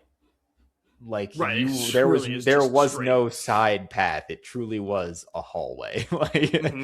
yeah. No, So and that's I think it is. I think it's partially what you're saying, where at the times things were starting to expand and become a little more open, and also, yeah, that was a hallway. it was egregious. Yeah, The reason I was bringing that up is because I do think the conversation, I think exactly like you said, the conversation is changing, because I think now that we've had nothing but open world titles in a lot of these AAA spaces for a long time, people might be looking back at that and be like, maybe I could go for something like that, and are looking at it from a different perspective through different lens. Of course, like you said, especially if the story is that good, the combat is that I always hear the combat is very good. Yeah. So I don't need a game to be about exploration. And If the combat's that good, if the story's that good, I could still have a lot of fun with that. And if the latter games, because I don't hear people talk about them as much, other than I hear 3 is very good, Lightning Returns. So if that is that good, maybe they opened it up then, and I can just get like the preface of the story from 1, 2 expands upon it, 3 expands upon it. I'm not sure, but you know what's really funny? There was a Twitch channel that I found a couple of years ago, and it's just an RPG network kind of thing, 24/7. It's just like a guy who recorded his playthroughs and is playing it constantly with no commentary on. It just loops the videos. And I remember one of the first videos I caught was him playing Lightning Returns, and a lot of the Final Fantasy games were on Game Pass. So I downloaded Lightning Returns without realizing that there were 2 other Final Fantasy 13 games before it. I can tell you, it is much more open. Okay, because I was also thinking, for sure, it is definitely possible that the only reason I heard a lot of good things about 3 is because all the people who hated 1 didn't play 2 and 3. I mean, totally fair too. That's fair. No, it does seem a lot more open. Okay, so very interesting. So I'll piggyback off that a little bit, because the Final Fantasy games are some of my favorite games out there. I don't think I put it in my top 5 favorite gaming franchises last week, but because I haven't played all of them, that's my experience. Yeah, my experience with Final Fantasy, I played 7 Remake and 7 Rebirth. I played 15 and 16. I've dabbled with 14. It's an MMO. I only have space in my brain for one MMO, and it's RuneScape. We got to continue 14. Yeah, that's another stream that we were talking about doing. I've played a lot more 14. Yeah, we should do that. Hell yeah. I never touched 13. We touched a little bit of 12. I barely count that. We played a couple hours. I'll restart that at some point. Obviously, 11's another MMO. I played 10. We may have done an hour of 9. Don't remember that either. I think quite a bit of 9. You said that? I don't remember any of it. And I usually have a good memory when it comes to that, so I'll believe you. But it's weird that I don't remember. More than like an hour. We played a good couple hours. Okay. Yeah. And then I've never touched 8, never touched OG7, 6, 5. Funny enough, I did quite a bit of 6 on like an emulator years ago. Okay. But I don't, or no, I did it totally legally is what I meant to say. Yeah, of course, naturally. Years ago.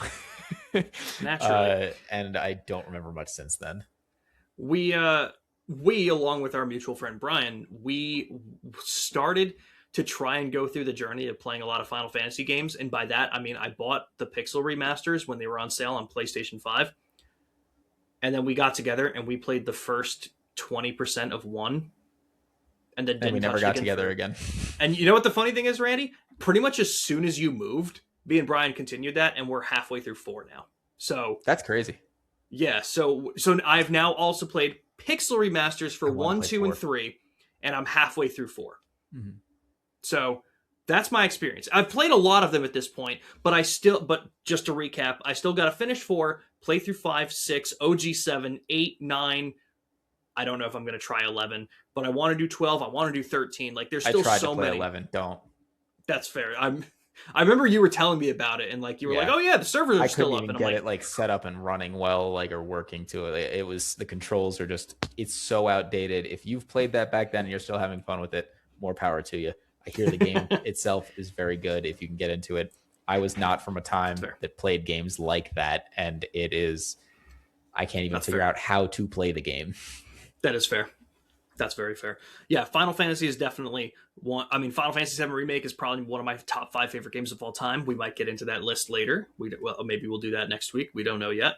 I have a lot of love for Final Fantasy. I just need to play more games in the franchise, and I'm working my way there. I was telling Brian, I was like, "Yo, let's do the whole series." And I thought it was going to take way longer because I thought it was a safe bet to say that the third part of the Final Fantasy VII Remake trilogy would be out before we'd get to 7. And then in like 5-6 months, we went through 1, 2, and 3, and half of 4, and I'm like, oh, maybe not. Are you gonna play remakes in place of the originals? Uh, we didn't really decide yet. Yeah. Like, we're going through the pixel remasters for the originals, so I think it really depends on what we're feeling at that point. Like, I think I'd want Probably how to it's do received both. and everything. Yeah, I think I'd want to do both.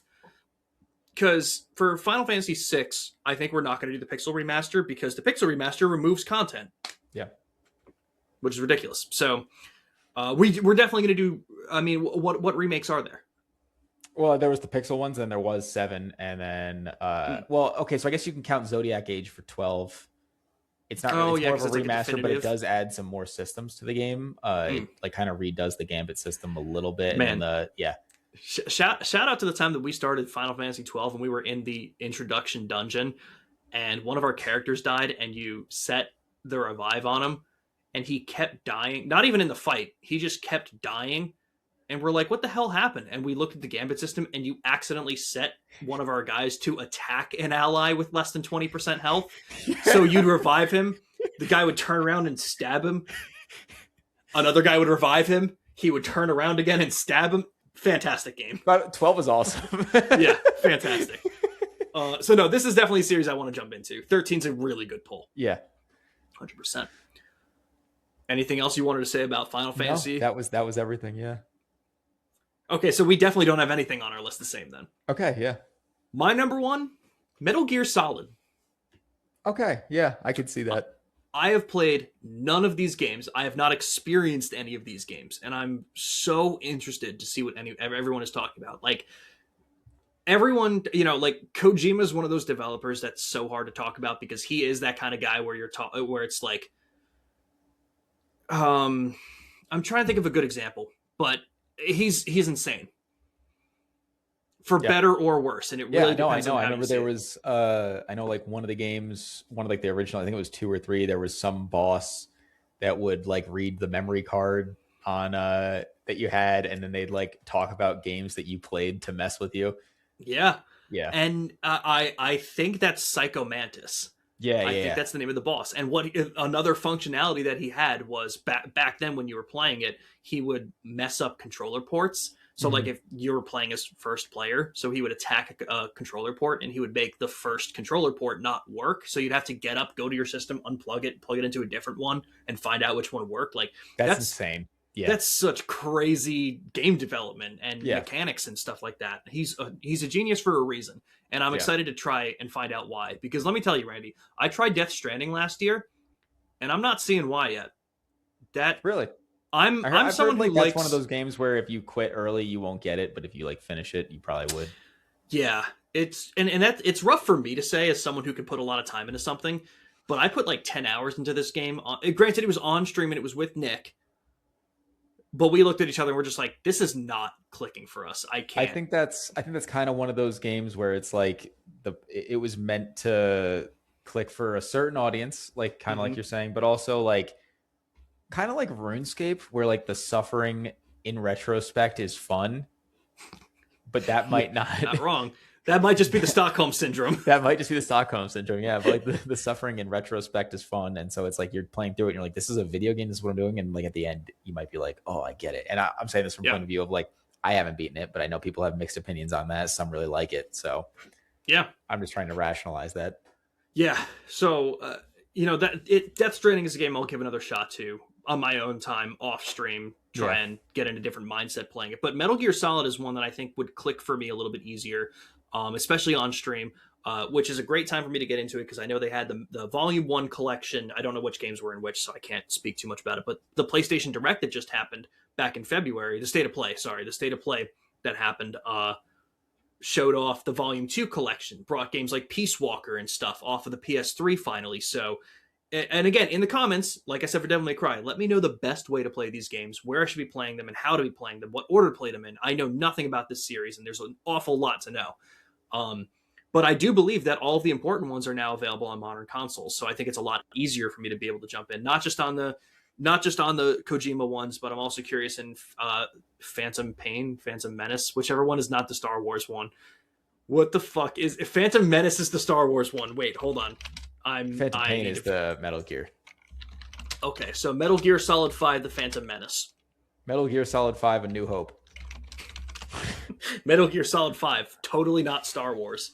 Um, I know that one wasn't Kojima, but I've heard so many cool mechanics about this game. Like I've heard like you attack a base and like from what I understand, and I could be wrong, again, tell me in the comments, but I've heard people talk about the system where like pretty much most enemies are rendered when you go into the game.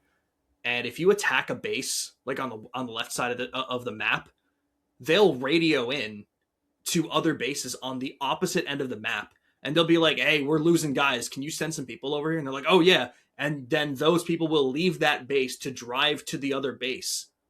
And then you could just sneak out of the base you attacked and go to the other one. And there won't be any guards there because they went to the other one. Like, So what happens if you actually are able to kill all of them? Is just nobody on the map, or do people respawn? that's what I'm unsure of because Yeah. that does seem kind of strange. I don't know if more people will come in, which is where like I said, I haven't played the game, so I don't know it totally what this kind of stuff is, but like interesting game mechanics like that where I'm like, oh man, like even if they just pull in a couple guys every now and then, whereas like you clear out most of the base and they'll call in like 2 or 3 reinforcements at a time, that's really cool. Like Yeah, that's some very. crazy game development stuff. So yeah, Yeah. Metal Gear Solid is definitely my number one of what I want to jump into. Did you? I mean, I know you were making your list right at the end. Did you have any honorable mentions? Anything else that kind of came to mind while we were talking Honorable that you were like, mention. oh, maybe I would No. jump into that? No, there was like a couple others that I was thinking about, but I was like, I kept them off for a reason. That's fair. Yeah. Very fair. I think my main, I only had one honorable mention because again, I was starting to write them down as we were talking about this and everything. Elden Ring, most FromSoft games, because again, I have to play them to find the reason that they are who they are. Because I fucking haven't yet. I do not understand what people see with this. I do not get it. Hitbox's movement, the weight of everything. It feels very good. God, Lies of P has felt so much better in every way to me than FromSoft.